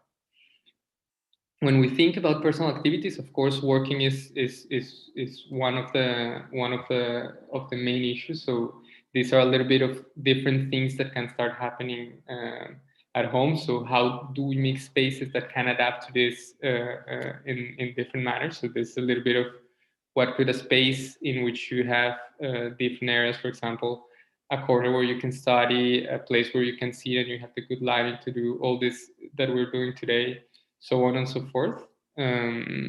How can we also bring nature back? So this is a key issue, because I think it's going to be, we have been talking about sustainability a lot lately, but I think this is going to become a more practical issue of just saying we're going to have some plants inside, but how can this become part of our lives? So what if the plants are cleaning the air that we breathe? We have huge problems with air pollution all around the world. So this is going to be something that is clearly gonna be part of architecture in the future in a more let's say practical way, that is not only let's say made for decoration or greenwashing. Also taking into account that urban farming is every time more and more present in the general political discussion, and everything that we can do to make this a safe environment. So we think about, for example, UVC lights that can help, let's say, make the air safer. How we can clean the clothes when we come back from the outside.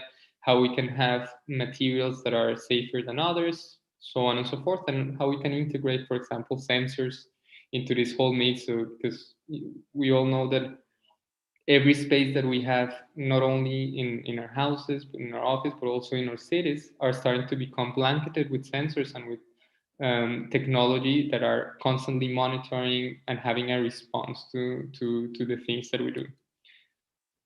So we design what could be a journey of a place like this, or what a house that is adapting to all these things could look like. This is a very, very rough approach, but I wanted to share it with you just to get your ideas, just to teach you a little bit about, with the questions later on, about what this could look like. So we think that construction in general will start to look a little bit more, let's say, it will look different of what it would look like. So it would be more based on modular, and you will have a greater chance to, say, interact before the construction is happening, or almost interact in real time with how the construction is happening.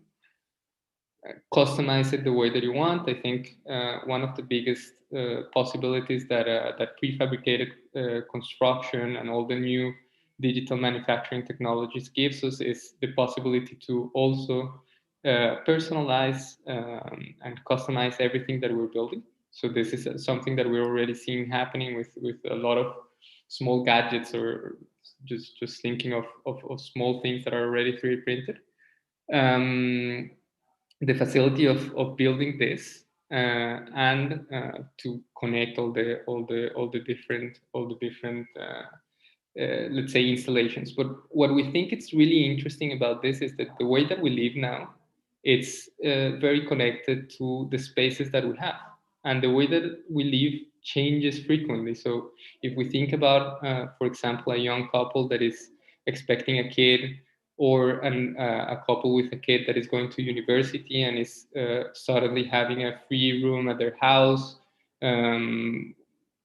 all these different moments in which people have changes in their lives and in consequence need a change in space. Why is a real estate, or the spaces that we live, why are they adapting with us, and why do we have to every time search for a new place? So what we think is that once we start building in this way, and once we start creating a more flexible system of living and a personalized system of living, we can easily move this. So what if this couple that are sending their kid away for university, what if they give away that room to the couple next door that is having a kid, and you can just move a wall and start having all these variations happening inside a building. So this is a little bit of what we can imagine that can happen in this let's say scenario. Or what happens if you move to a different country, because definitely you have to. I mean, for example, I'm the first to have done that in several times. What if I could just take my entire room with me and just rebuild it everywhere that I go? So there's a little bit of what we think that could happen with this. And of course, the possibilities go even further if you think about the fact that this can be done on a digital platform where you can start connecting with the people. Once you get to a new place, you know that there is a whole networking build with the neighborhood. You can start meeting people to share ideas, go to a bar to have a beer, have the cinema night that is happening in your neighborhood, and in the end foster, let's say, a better way of living the city, of living the space that you're in. This is an example that we did on a completely different subject, that is biophilia, but this is something that I just wanted to show you, just to gather your feedback. So we recently did this project for as part of the master plan we did for Muti. Muti, I don't know if many of you know it, but it's a big factory that does tomatoes and tomato sauce and everything that has to do with food production here in Italy. So as you might have guessed, and a big part of this was the house of Mr. Muti, that is the owner of the company, and he has this house in the middle of the same terrain where his factory is. And we wanted to create this space that is a reused barn. We wanted to recreate it into something that was connected to nature, because this is in the middle of what would be the tomato production area in Emilia Romagna here in Italy. So the main idea behind this project is to have this ficus that is the heart of the house, and all the life starts to develop around it. So there's a little bit of, we have this area that is in the middle of the green, but what if we also bring the green inside the house? And I think this connects really well to the idea that Wojciech mentioned in the first presentation, of having the living garden, not the living room of the room garden. I think it was something like that, right? So I think we also were thinking about that, of what if you have just the green inside, and what are the spaces that can start to unfold around it. I'm not sure how is it going with time, so I'm not sure how much time do I have left in general. So Alexander, I'm not sure, like, is it 5 more minutes? It's okay, you can keep going. Okay, great. And I think this, I'm gonna go really quickly about it, because it's a little bit more about what happens at an urban scale, and some of the ideas that we have been, let's say, playing with at an urban scale. And I think the most important ones are what happens when you start having automated vehicles that start doing a lot of the things that you want to do. And this is an experiment that we're carrying out in Amsterdam with this is a project by the MIT with the Amsterdam Institute for Advanced Metropolitan Solutions, in which we have these boats that are autonomous and that go around the canals.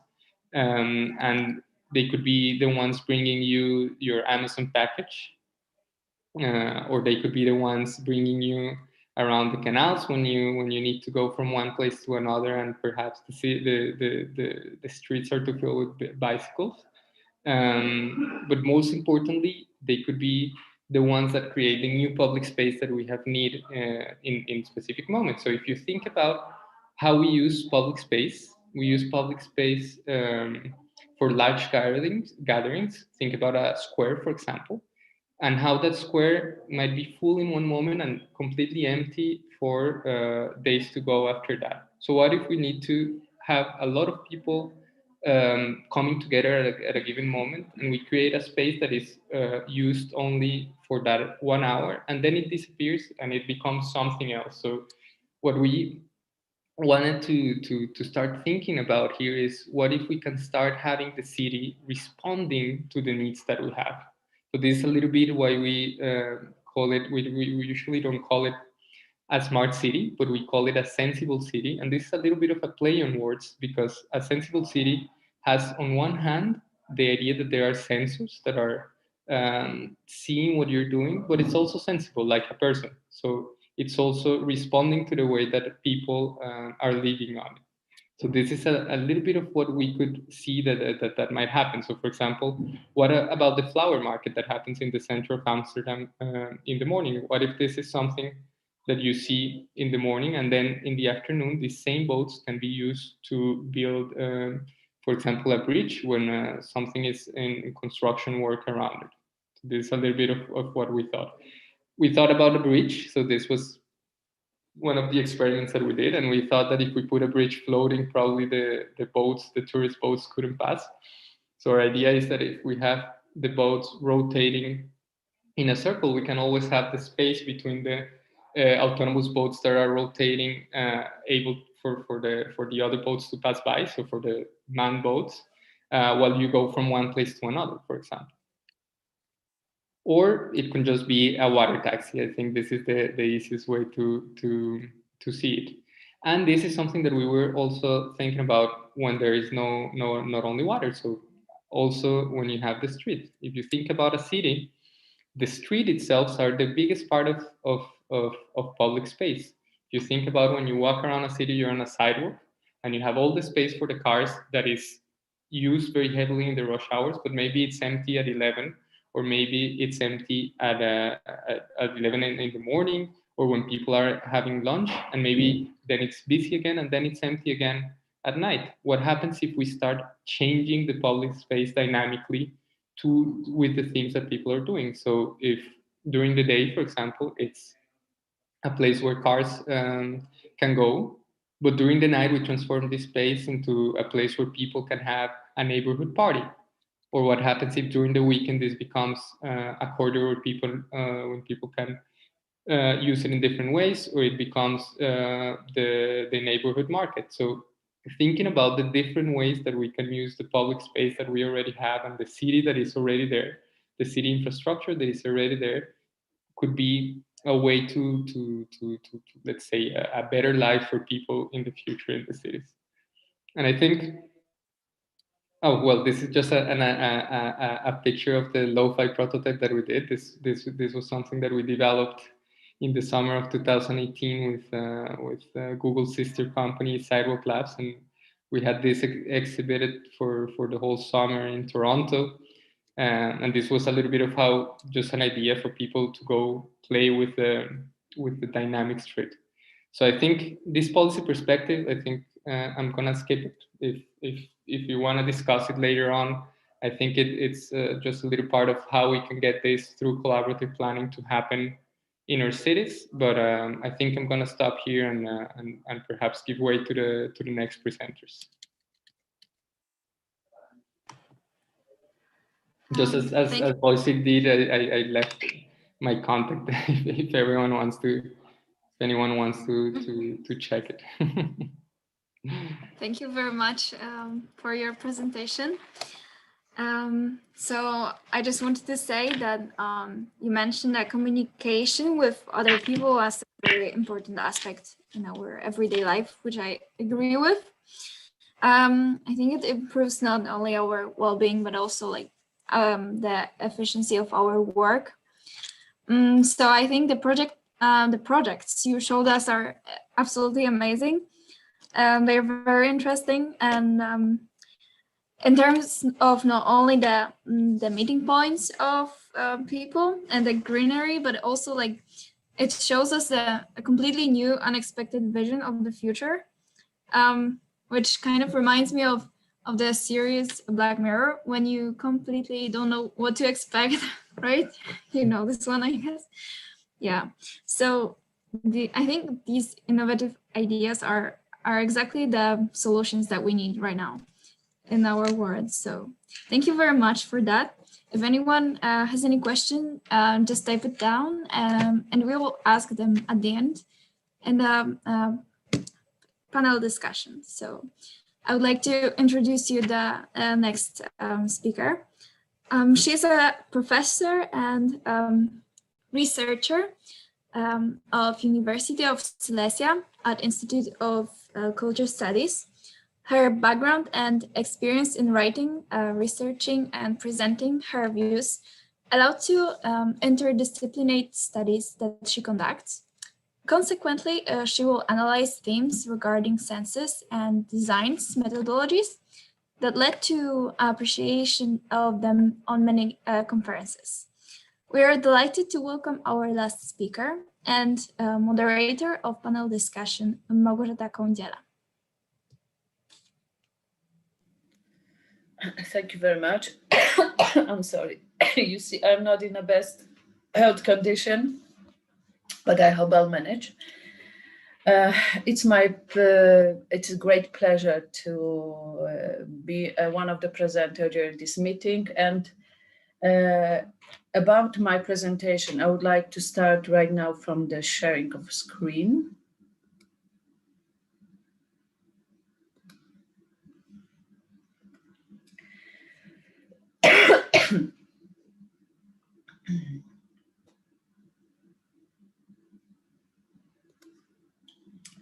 We see it, just in case. Yes. Can you see it? Yes, perfectly. Can you see? Yes? Yes, we see it. Okay, thank you very much. My presentation will be quite different from those presented by my colleagues before me. And I decided not to concentrate on actually some pictures and even not to concentrate on concepts of architecture, because there were actually there were a lot of them presented during this meeting so far. I decided to concentrate more on the theory actually, and some intersection between the theory and architectural practice. And on the one hand, my presentation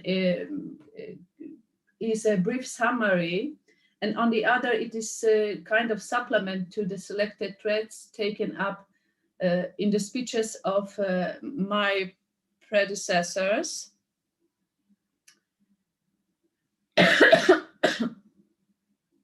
I'm sorry.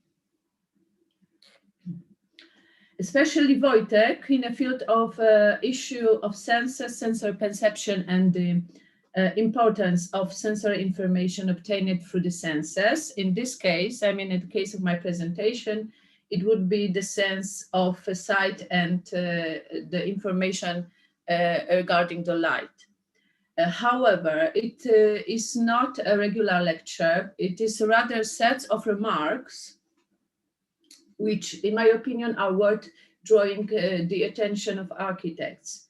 They concern the problem of the effectiveness of architectural solutions, which practitioners are primarily interested in. And as a speech was announced as interdisciplinary, I would like to highlight a few threads in a form of remarks where this interdisciplinarity represented by different scientific theories meets in practice, and how it may affect architecture, in fact, and health. So it will be about the intersection of theories and practice on an example of light and lighting, mostly. First, it is, of course, not possible to talk about the light without talking about the sight. So the sight and the light and intersection of problems or issues researches by researchers and scientists, it's, I would say, very broad, and there are a lot of problems connected to light and connected to scientific researchers. One of the area which is interested in problems of light is, of course, neuroscience. And one of the specialists, one of the scientists who is specialized in problems of science and the intersection of light and neuroscience is Mark Rea. And he's author of numerous articles and books regarding the problems of lighting and light and different contexts for consideration of those two problems. So first remark we should do is that human retina is, it's not possible to talk about light without talking about the eye. In one of the one of the part of eye which is specially connected to light is, of course, retina. Retina is a part of eyes that is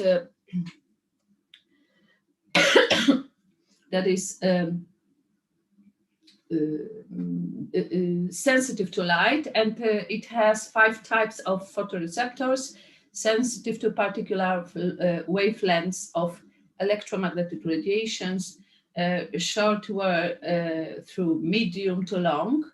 I mean long waves, and the part of the retina, the fovea, especially the center of fovea, is covered by only 2 types of photoreceptors, and those 2 types are sensitive to long wave radiation, and those sensitive to middle wavelength radiation. Both are involved in the perception of contrast. The second remark we should do actually is that response to electromagnetic radiation include both the visual and non-visual system of the ray-sensitive retina. No pattern responses include, for instance, nocturnal methylation suppression. And it is known that today from the neuroscience that 24-hour lighting of the retina has an influence on the biological and circadian rhythm. In the disturbance result in numerous disorders. For instance, sleep disorder, it reduces our efficiency. It can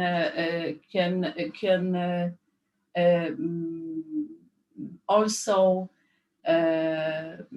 made problems with of a diabetic nature, and it can be also problems with even with the cancer. So the spectrum of disorders is actually quite big. Another non-visual effects which is also connected to non-visual responses to the electromagnetic radiation means light is our alertness, the alerting effects which actually means that we are not able to rest. We are still in the condition prepared for action one by one. So there are actually the problems with resting. Probably the best recognized visual effect is the challenge in the spectral sensitivity of the peripheral retina with the amount of radiation incident on the retina. And humans have 2 classes of photoreceptor.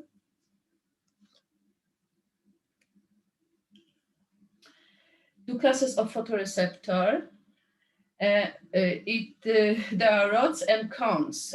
As the world level changes from now, the light level changes, nocturnal to daytime.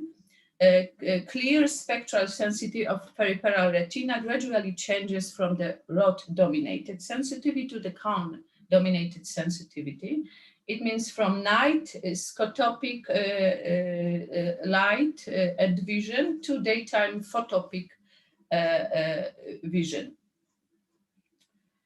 The neurons which the neurons that connects the retina with the brain process, which connects the retina to the brain with the brain process information in the long and medium range of radiation much faster than other neural channels. Much of the visual experience relates only to these two types of radiation and these neurons. The other three are ignoring other neural channels. So they are not representative of the human visual sensitivity, the human retina to radiation. Right now, I would like to talk a little about light and lighting. First, about lighting. Actually, lighting in an architectural space may give a sense of security, allow us to detect different obstacles, allows to recognize the road, creates an atmosphere for people's meeting, just to name a few functions for it. And what is actually very interesting is that with the intention of achieving the mentioned effect, architects and also representatives or related professions rarely use the lighting levels recommended by neuroscientists. This is one of the source of the problem regarding the lighting in architecture, and especially lighting which we expect will be also the source or will be also promoting the health and healthy life. One of the sources of the states of affairs is the common equation of light and lighting. And for architects, it is necessary to realize that these are not the same phenomena. Light and lighting are not the same phenomena.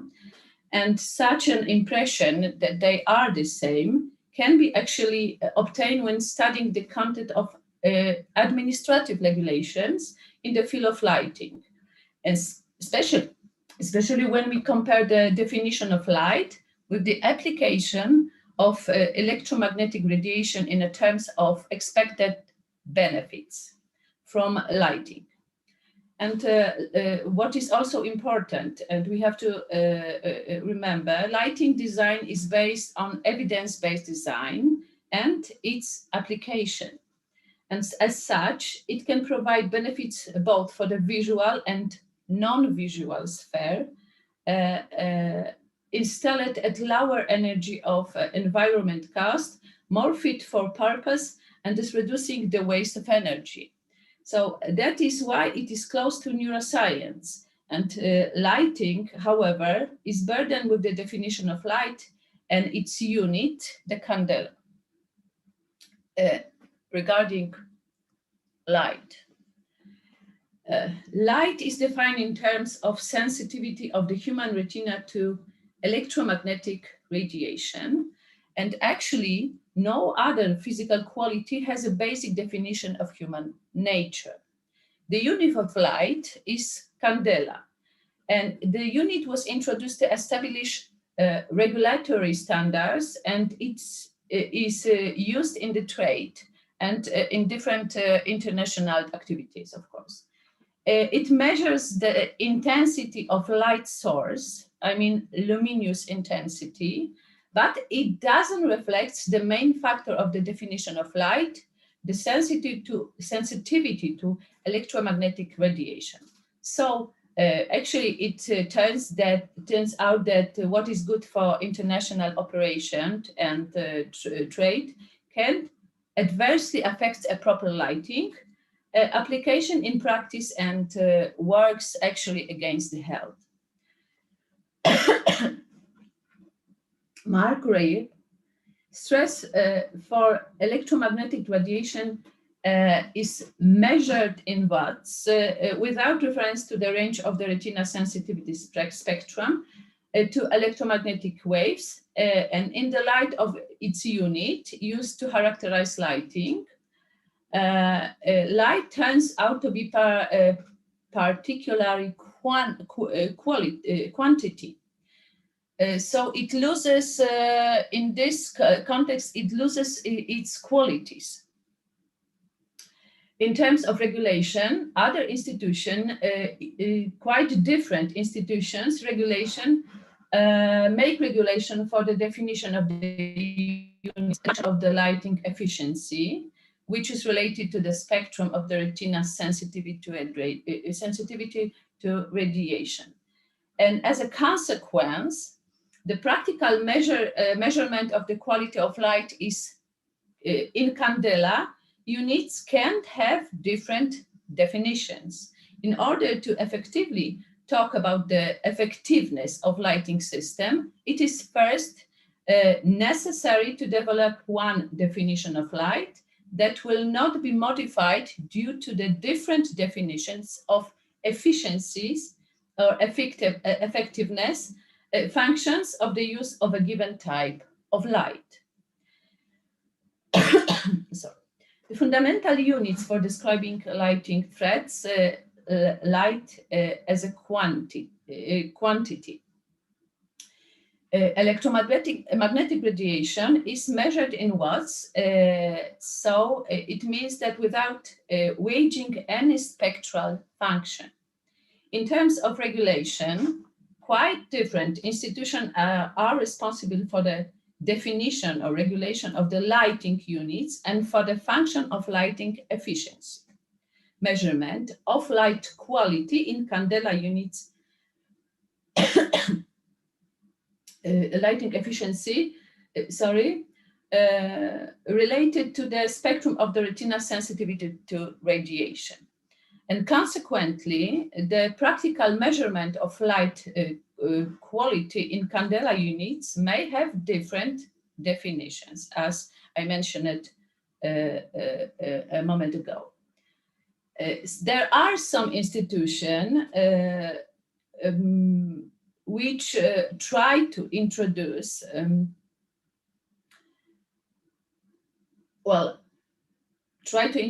or list many lighting efficiency function, each of which can be used to calculate light source intensity using the same units simultaneously.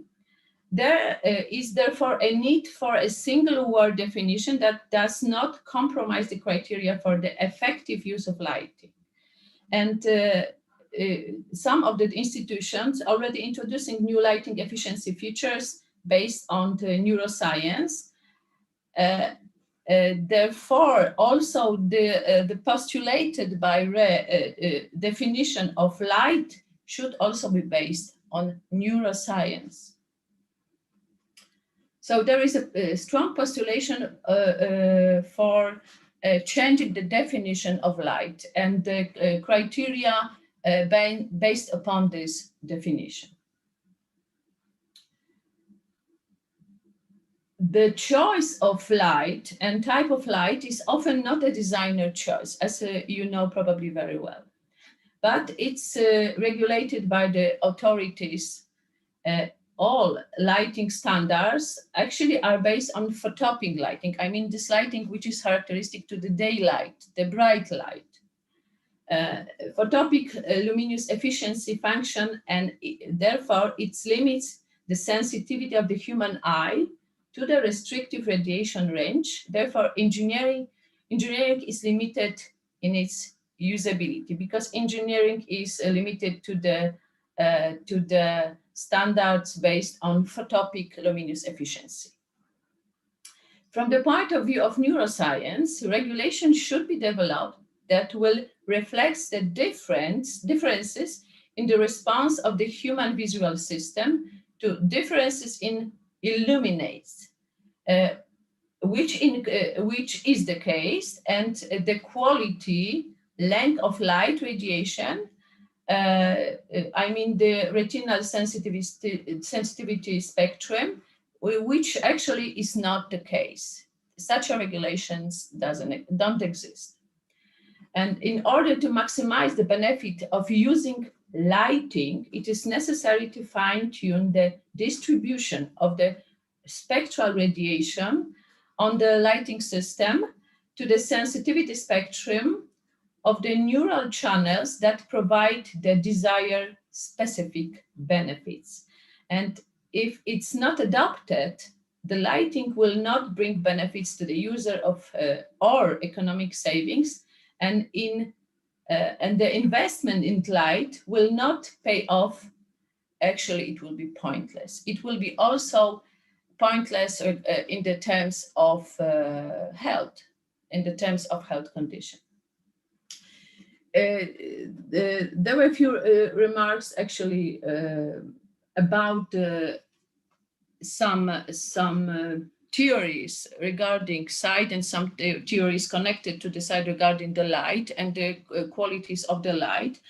But I would like to also, as my presentation has an interdisciplinary character, I would like to also make some comments to Wojtek. I mean, to this his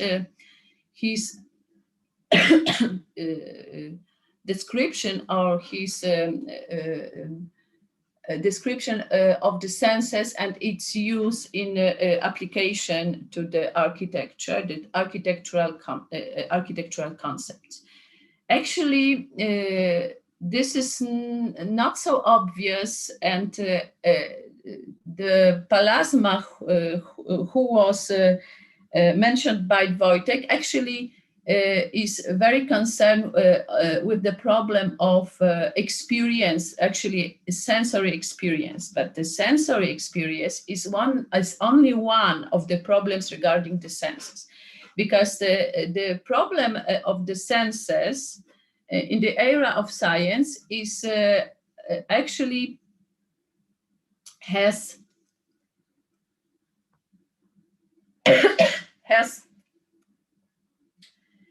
two general questions. The most general question which are connected to the problem of conceptualizing of the senses. Actually, first is how do we distinguish a sense from the other source of informations receiving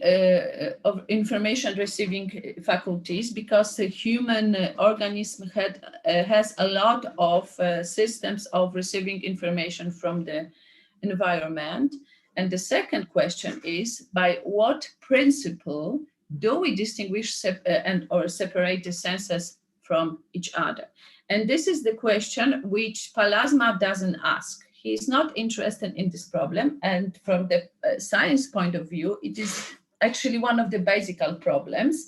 And without making any solution or any concept, without describing the concept of the senses, actually we cannot tell about the senses anything, and also about the sensory experience. Maybe we can describe this experience, but there will be no knowledge which can be possible to implement also in architectural concept without conceptualizing the senses. So to presenting the way how the senses are understood in a different context, because actually almost all of the science is concerned with senses, has its own concept of the senses and sensory perception. Some of the authors of the concept, and so some of the theoreticians which were interested and conducted researches in the era of perception and in the era of sensory perception especially, were Matthew Nuts and Mohan Maten. Matthew Nuts is researching in the era of cultural sciences, and Mohan Maten is researching in the era of psychology and the philosophy. And according to Matthew, the sense is intuitive concept employed for the certain everyday purposes. And in my opinion, this is the concept which is actually utilized by architects very often this is the main concept of the sense, which actually is utilized by architects. And the second element of this concept is that the sense does not have objective scientific context. In this concept, in this context, sense doesn't need a scientific knowledge to conceptualize the sense and to utilize the sense. The scientific knowledge is not necessary. Because the concept of the sense relies simply on the societal agreement or on the convention. And in this context, the sense is defined externally. I mean, the criteria for conceptualizing of the senses are external, not internal. They are outside of the human body, or if they are part, of course, because they are part of human body, their activity is directed towards the environment, not towards the human body or inside of the human body.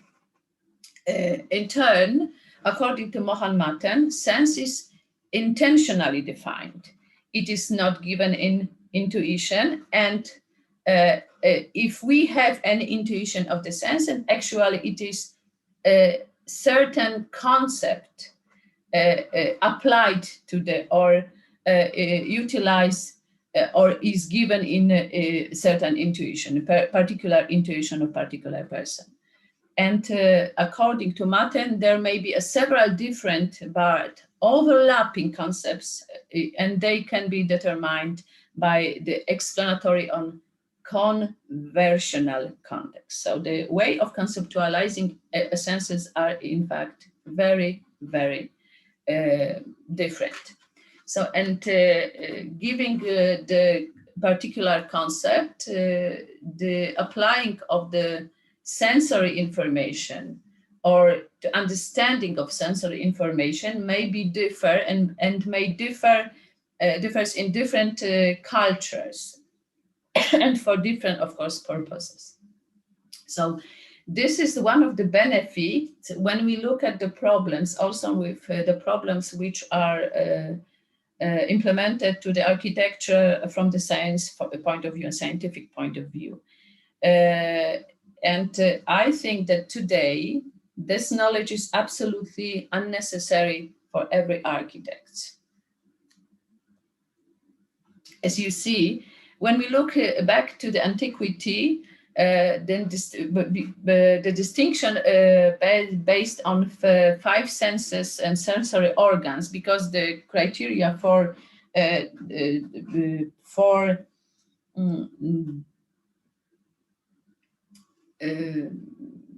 separating senses from each other, from the criteria for a definition of the senses, actually was based on mainly and primarily on the 5 sensory organs, and this definition and this criteria were developed by or even maybe better was present in the Aristotle philosophy already.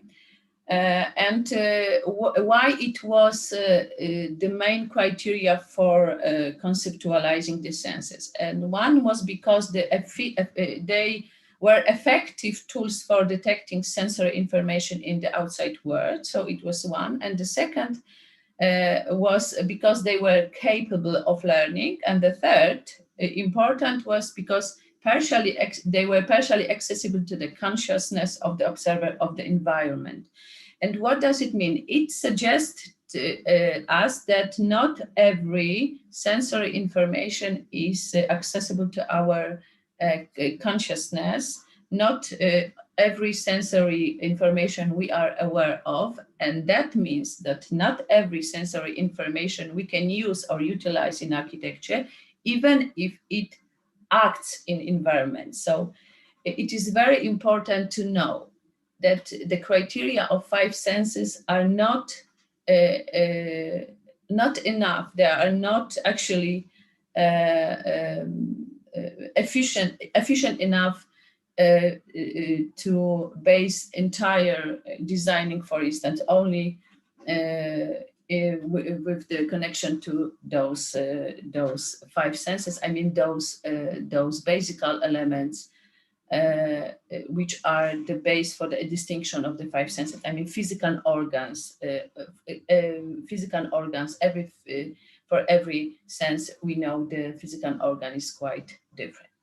And when the neuroscience was developed, the vision or the conceptualizing of senses changed dramatically, because physical organ was replaced with the energy and the stimulants.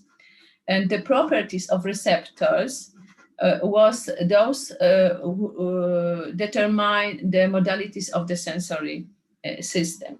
But right now the situation is, giving into consideration that the technology is still developing and it is more and more advanced, that in the nearest future there will be a fusion of physical and a virtual dimension.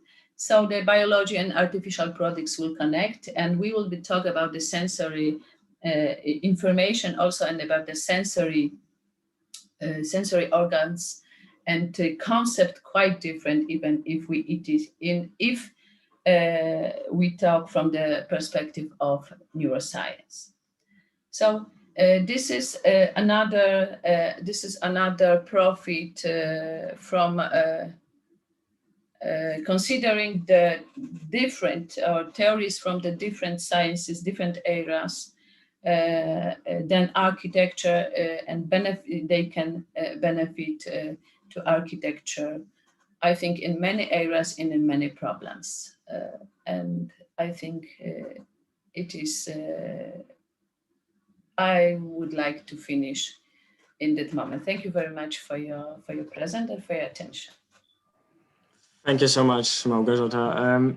In our opinion, we've been also discussing it, and sometimes it's really, in our opinion, sometimes it's really important and significant to listen different professions, different professionals, to understand what we are looking at, what we are hearing, what we are smelling, or how we perceive these surroundings that we are located in, that we inhabit. And also it includes the space of living, as we get to know them very well for the last few months. And I think that the invitation of Małgorzata was really significant to explain and understand what Wojciech and Justyna were saying, but in more theoretical ways. And I think it was done beautifully, and I hope many can relate to these factors. And also, I think it highlights that sometimes we don't need to maybe consider that it is not necessary to consider everything. One more time. Sometimes that parameters don't need to be considered, but maybe it's better to reconsider them. And this is what Le Corbusier was saying, and this is what I want to come back in the latest stage. But for now, I would like to wait a little bit longer with the final conclusions. And because the structure of this symposium was arranged to give us all knowledge that is required to debate. And I hope you can relate to after the talks of professionals from different countries and with different specializations. And Małgorzata, who was just speaking, will lead this panel discussion and ask the questions to our guest speakers. And if you want, you may ask the questions as I was mentioning to you earlier, and we will answer them at the end. Thank you. Thank you very much. It is my great pleasure to moderate this discussion. And actually, I have two basic questions for all of the guest speakers. For we have a lot of questions on a chat window. So it looks like a lot of students are waiting for responses for their questions and prepared to listen to answers from our guest speakers. So I would like to ask you two basic questions. First is, will the coronavirus really revolutionize architecture? I mean, crises require quick reaction, and architectural projects, especially the large-scale opens, large-scale ones. But the problem which is connected to that is actually whether those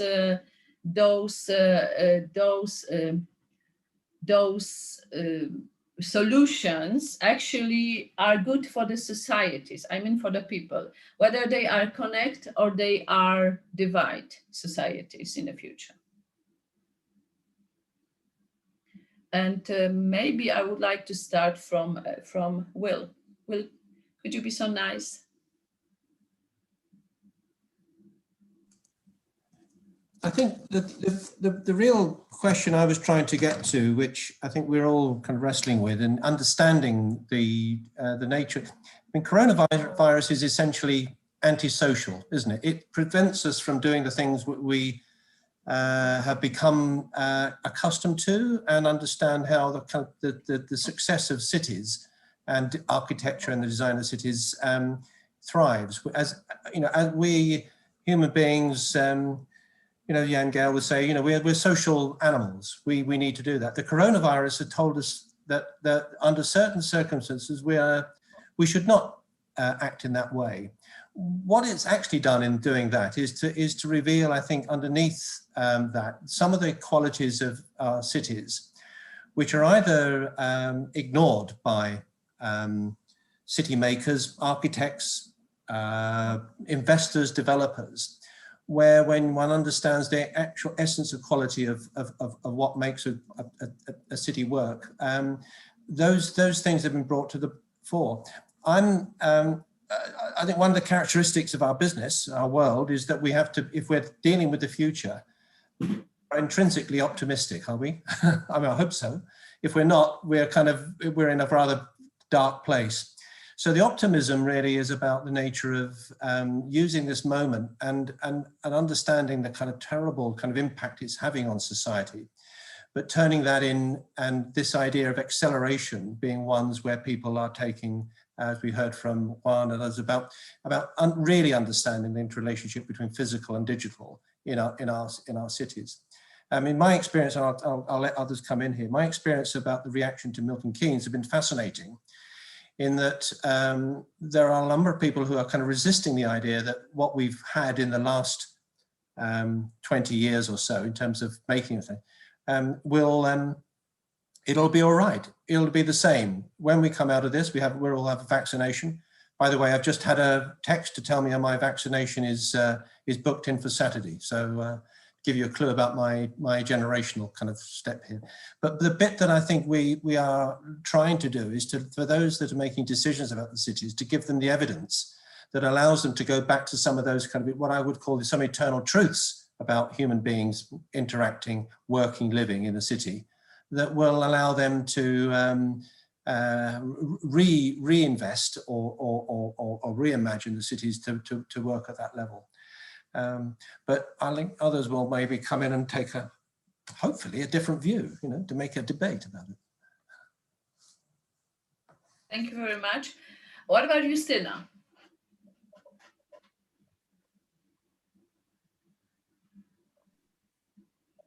Can you hear me? Yes, we can. Okay.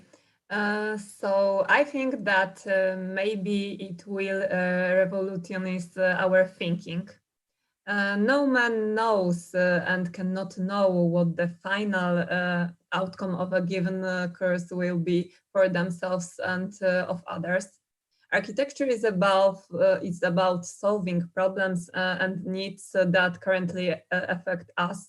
It is also associated with an attempt to predict the future, presenting ways and manners of the best possible solution, I think. Architecture has been changing and evolving for centuries, so we have to face this solution. But anyway, I wouldn't call it a revolution. I think that the challenge in architecture professions faces in the COVID era, it is discover and take advantage of the opportunities created by the rapidly developing computer technology and the ability to obtain maybe another process and manage huge amounts of data and information at a rapid pace. And the most important, I think, that is the cooperation with specialists in other fields of science. Such as programming engineer, modern technologies, robotics, biotechnology, have also entered the domain of architecture. I thought about materials because I think that it's very important where we live and what is opposite of us.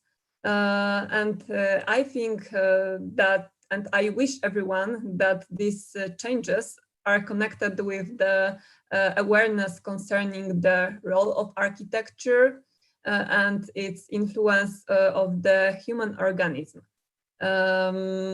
We talk about health. This is the topic, this conference. And I think that organism is not only a structure, but the characteristic way of the interaction of the space, materials, and the outside world surrounding us, which have huge influence on mental and physical condition. For example, there are phenomena such as sick building syndrome. This syndrome is connected with a health condition of building users and concerns to little amount of fresh air and the bad quality of the finishing of the facility. Physical and chemical properties of the used materials have a key impact of our health. I think that because of the pandemic solution, we can pay more attention to it in the design process.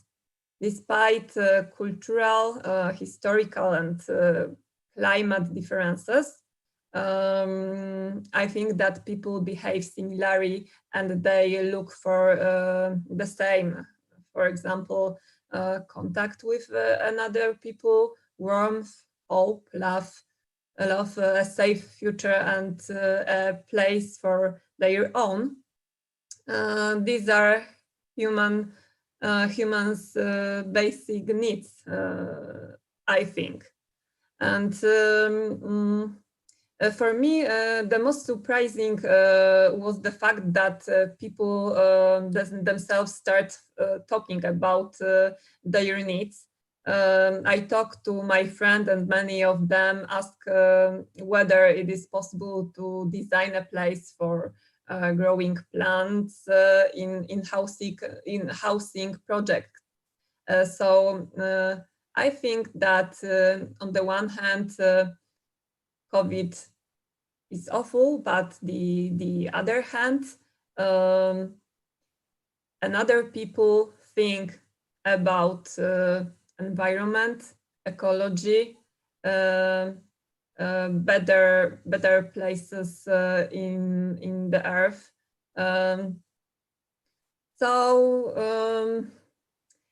So I hope that the cities of the future will be based on the sustainable development theory and ecology and natural environment as the basic good for society will be the key role of economy.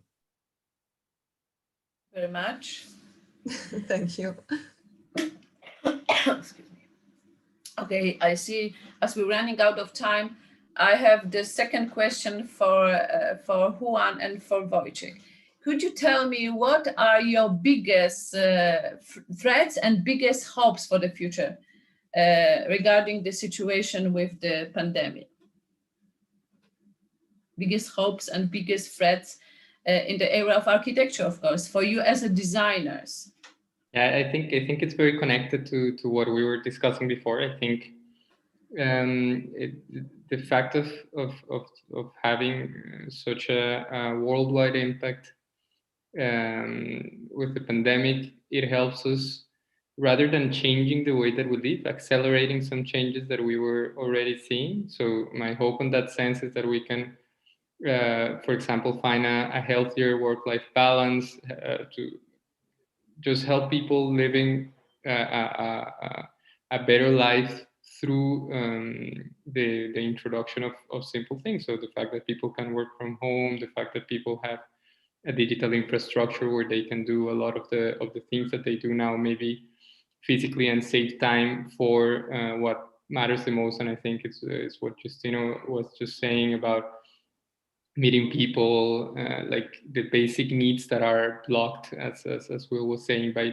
this antisocial pandemic. So I think that is the biggest hope, and I think the biggest threat is when this is not happening. So I think the biggest threat that we can have from the pandemic is that some of the measures that are meant to limit the way that we carry life as we do it, that some of those could stay and just make us a little bit less social than we're used to. But I feel the way that I see it is that this is a possibility that is very, very remote, and the biggest possibility is that through the pandemic we can actually improve a lot the way that we live, and we can leap forward with the changes that we were already seeing, people connecting all around the world. So some of this, let's say the more positive things that the pandemic brought, that these can become a sort of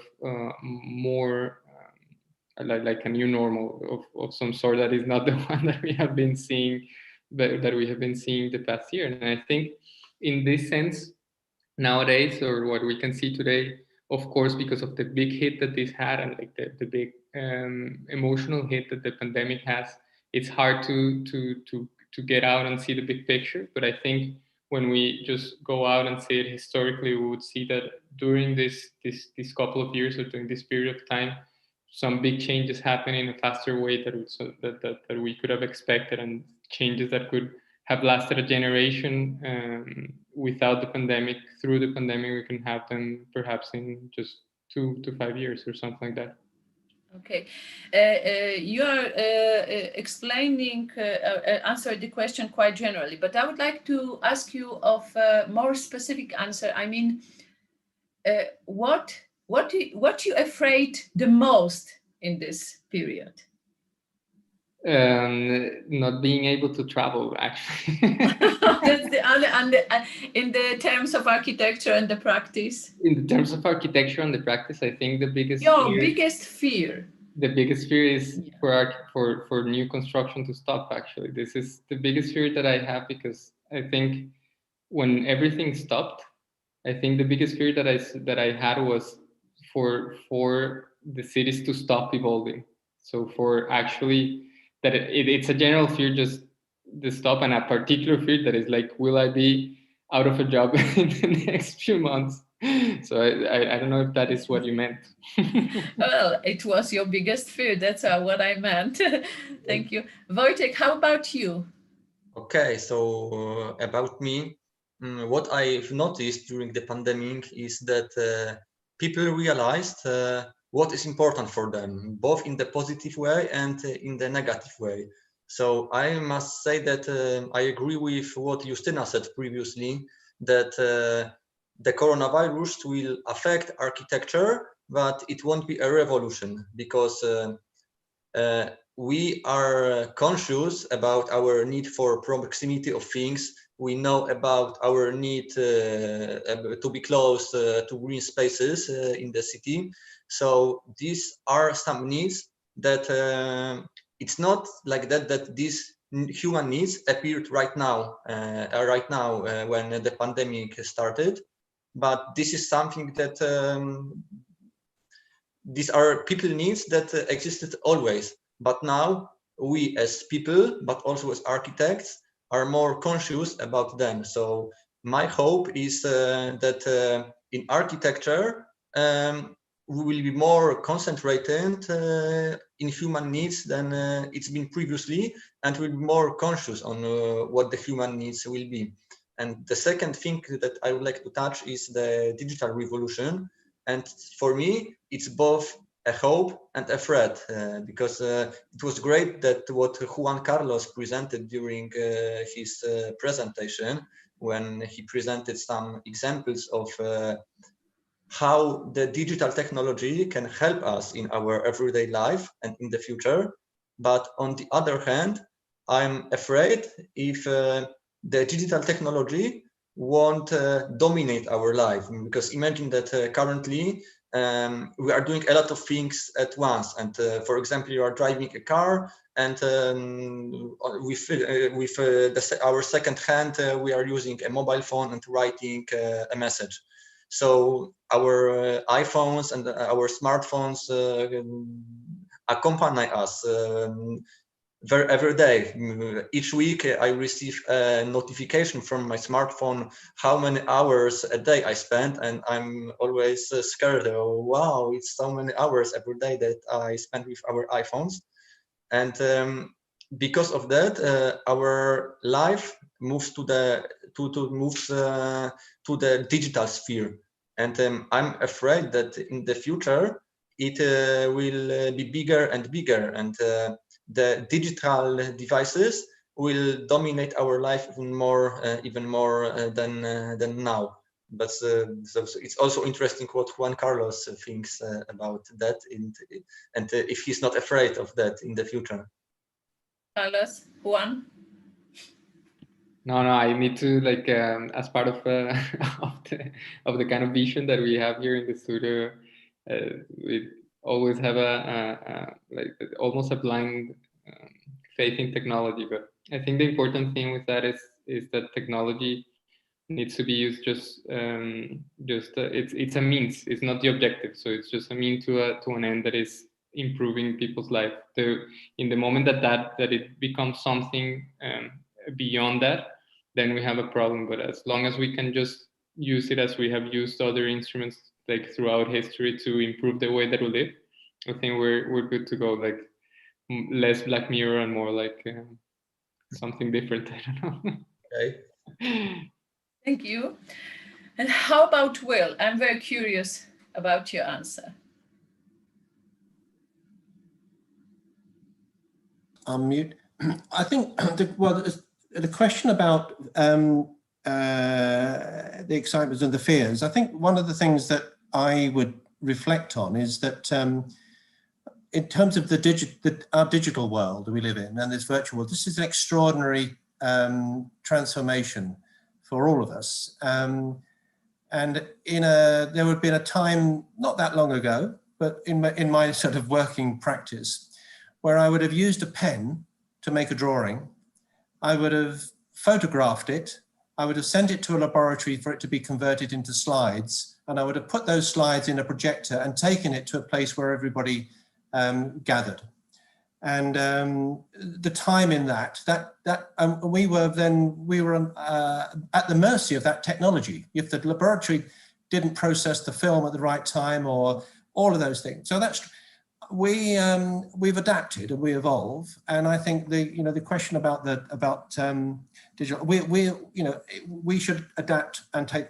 My greatest hope is that what I'm seeing around our way in which we value and react to our carbon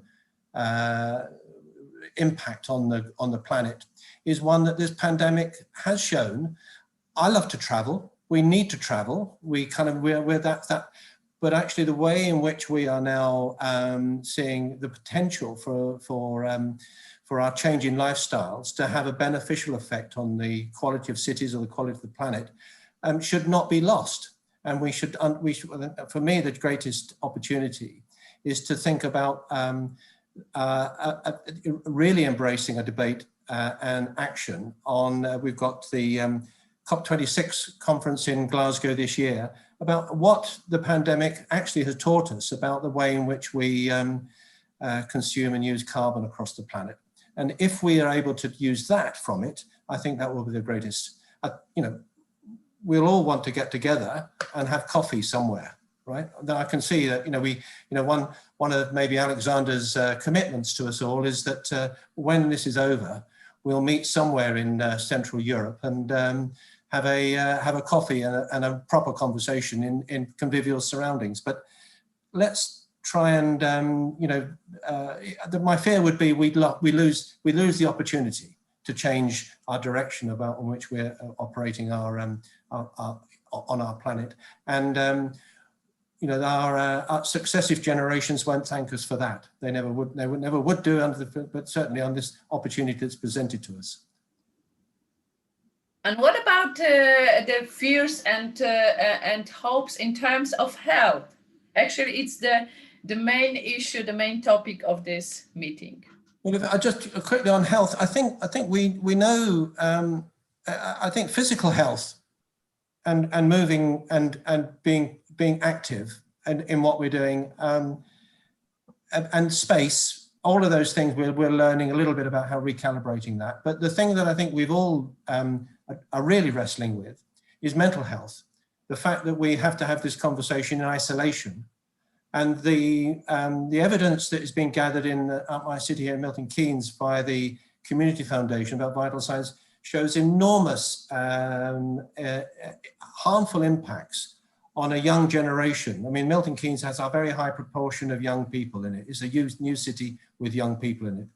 And understanding that is, and dealing with it, beyond any kind of what I would call physical health issues, is perhaps the city's greatest challenge. Maybe technology and our digital world can help, but we equally know that, you know, when you do get the message, as I do, that how many hours I've used on my phone, this is part of the problem, and we need to become much more savvy about the way our younger citizens are able to embrace that and prepare themselves for their future in a healthy way. And I am concerned about that, and I don't have the answer now. And I hope that as people are working on it, they will get closer to an answer on that, beyond all the other things we're trying to wrestle with around our homes and places of work. Very much. Last answer, Juan. In terms of health. Health, because when I wonder, and I also talked about it during the lecture, that our independence is turning into interdependence. COVID partially restricts our freedom to concern is too much, maybe too much technology with less free and artistic thoughts, for example, related to travel and meeting another people and places.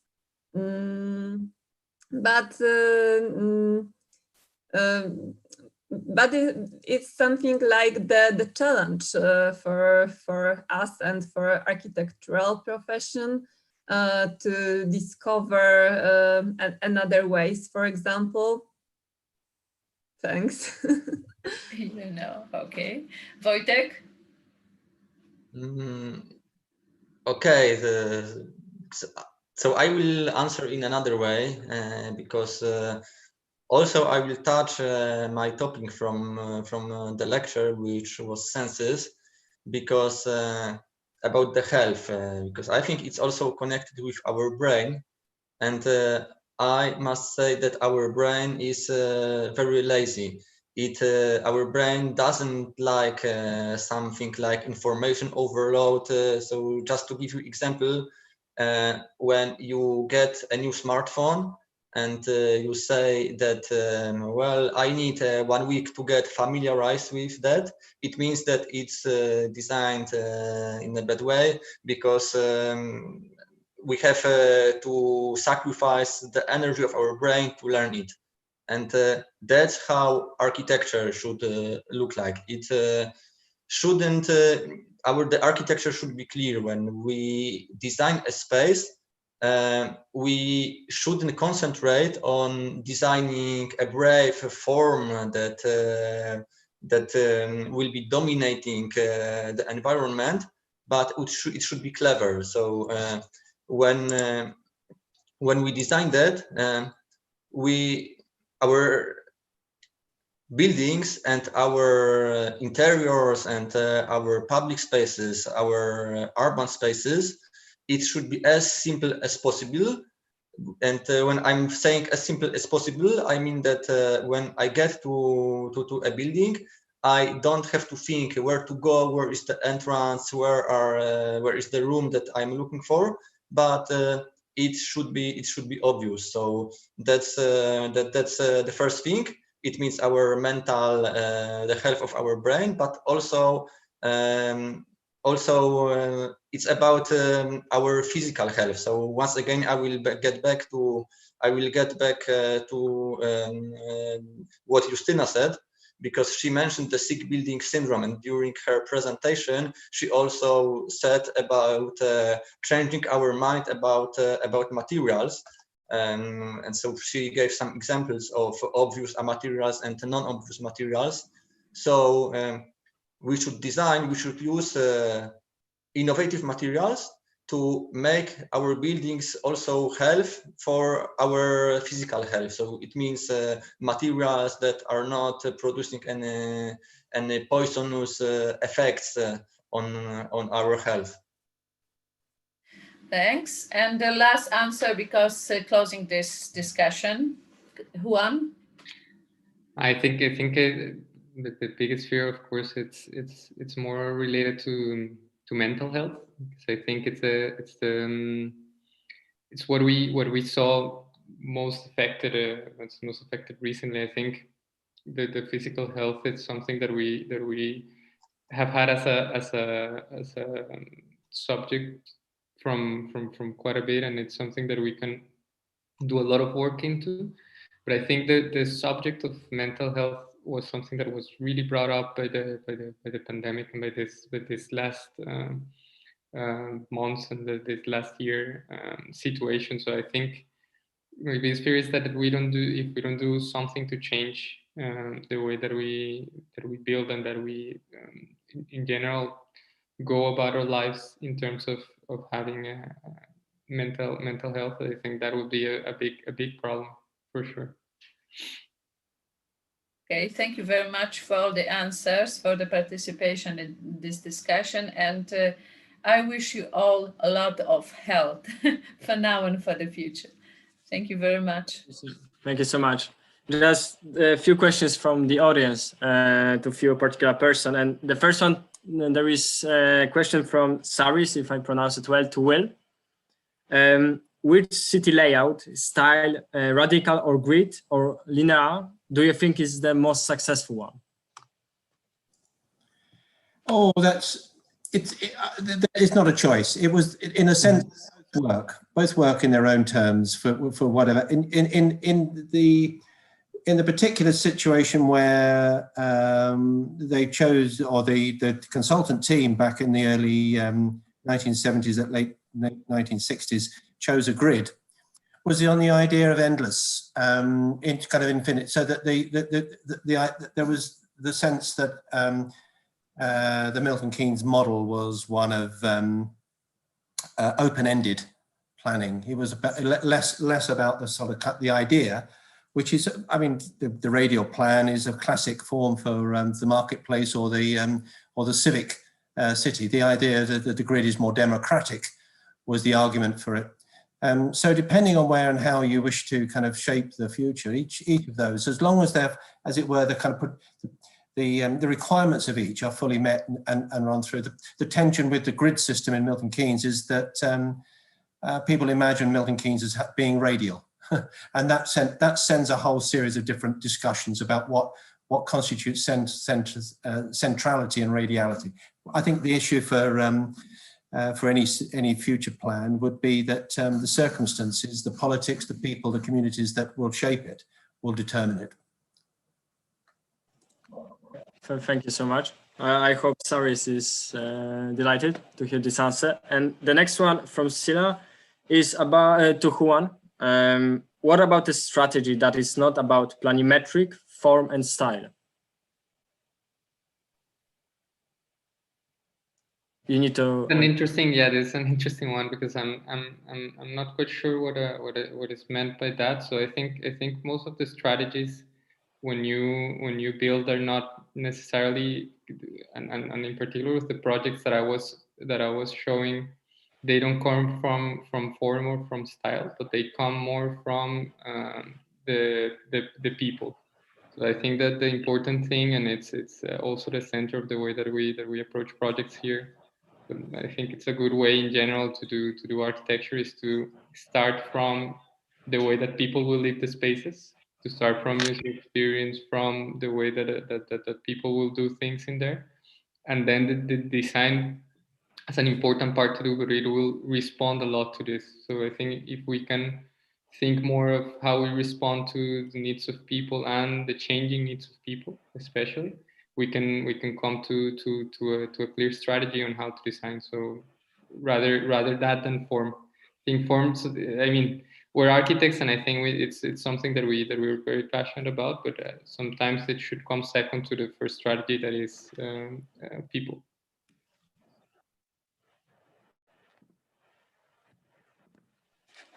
Okay, thank you so much. And the last one to all of you. And how can we taste and smell across digital platforms? I can go first. Yeah, go for it. So that is a very interesting one, because I think digital platforms are never going to be a replacement of physical ways of encountering, and especially with smell and taste, are very like, let's say, in-person experiences. But there are very interesting experiments going around the world with ways of sharing these other senses that are not only visual, that is the only, I mean, visual and sound stimulants that are the ones that we get from experiences like these nowadays. And then there are super interesting experiments, and I think Wojciech knows more about this, about synesthetic experiences that you can get in simulators. So I think there will be very interesting developments in this term in the future. And the only thing that I can say is that it would be very interesting that we can do it, but the best thing that can happen is that we can still do it physically, of course. Okay, so I can go second, just after Juan Carlos. In my opinion, there are some vital functions that cannot be replaced with digital technologies. So I wouldn't like to treat the digital platforms as something that will substitute all our life, but as something that will support our vital functions. So I hope that in the future we will have something like buildings with sensory data that will, I don't know, check temperature and adjust air conditioning in our buildings. So that's something that we can relate to the sense of smell. But of course, it won't replace our standard receptions and stimulants stimulating these two senses mentioned in the questions. So you really think that we should put more technology into the buildings rather to come back, for example, to vernacular ideas of different traditions and locations? Yes and no, because it depends on the technologies. If these are technologies that will improve our lifestyle, and I mean our social lifestyle and our physical lifestyle, yes, but we should be aware of technologies that will dominate our life. So we will be concentrated with these technologies instead of what is important for us, which is spending time with people and some social activities, also related to our senses. Okay, no, I'm just a little bit afraid of using this, using more and more technology. As you probably heard, now there is this new concept in Saudi Arabia, yeah, where they want to build this linear city, which is, I don't know, 170 kilometers long, and that is going to be directed and led by artificial intelligence. And for me, this is exactly this scenario from almost from Black Mirror, when, you know, technology is taking control of everything in some way, and it becomes very easy. Of course, you know, we got this Elon Musk who is directing and who is creating these rules around this topic, around this theme. But still, in my opinion, if there is artificial intelligence, it becomes so much smarter than us that it can do whatever he or it wants. Yeah, I agree with you. So we should take care not to create these kind of technologies that will affect, not affect, but dominate our life. So it should help us, but only support us, not dominate us. And I'm also afraid of what we are saying, but I think that is the future, because imagine, well, 15 years ago, nobody could think about platforms like Facebook, like smartphones, etc. The world looked like in an absolutely different way. That were many. The style of spending our free time, our leisure time, was absolutely different. But now we got familiarized to the technologies that we have now. So I think that in the future we will have more technologies that will give us more and more functions.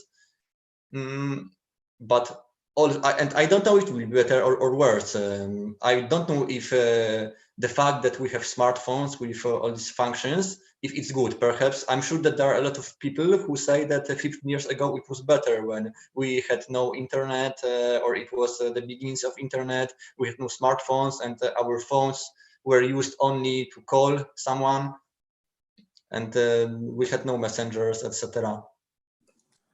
Shall I come in there? Because oh, Justyna, after you. Okay, thank you. I attend a lecture on fragrance where it was shown how technology supports the senses.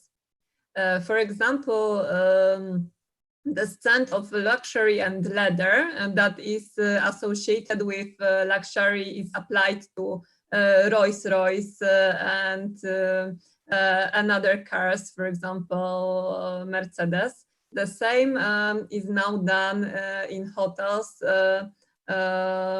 So I think that these platforms and digital platforms and this technology, it's our future. Actually, I would say it is our present already. Yeah. I'll just quickly come in, because you mentioned something about what was it like 50 years ago. You know, I think one of the things that strikes me is that I'm conscious that there is now there is a community of digital natives. I mean, I struggle, but I'm enjoying the kind of struggle to be equipped. The optimist in me about this platform, the community, is about the positives that communication can give.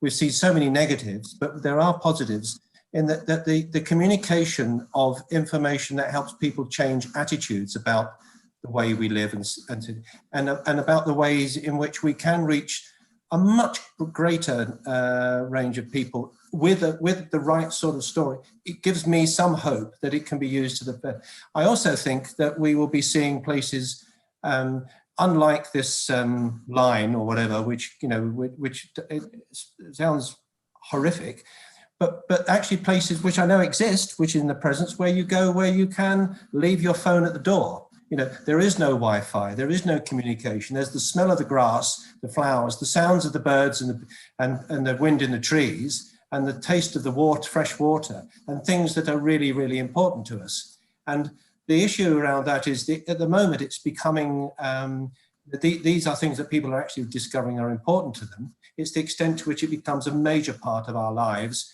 and helps us then to, if it's necessary, re-import those back into the cities that we are helping shape and design. And we're seeing that in some of the presentations today. People value that, and we're using digital to get to the demonstration where we can deliver that. But that isn't the end. The purpose of it is to help us to get to that world, Thomas More's utopia, but without driving us mad on the way. So I'm an optimist, but I'll put my phone down now. Thank you. And yes, that's why I'm talking about nature and the materials from which architecture is made. But that's why I will agree with you too.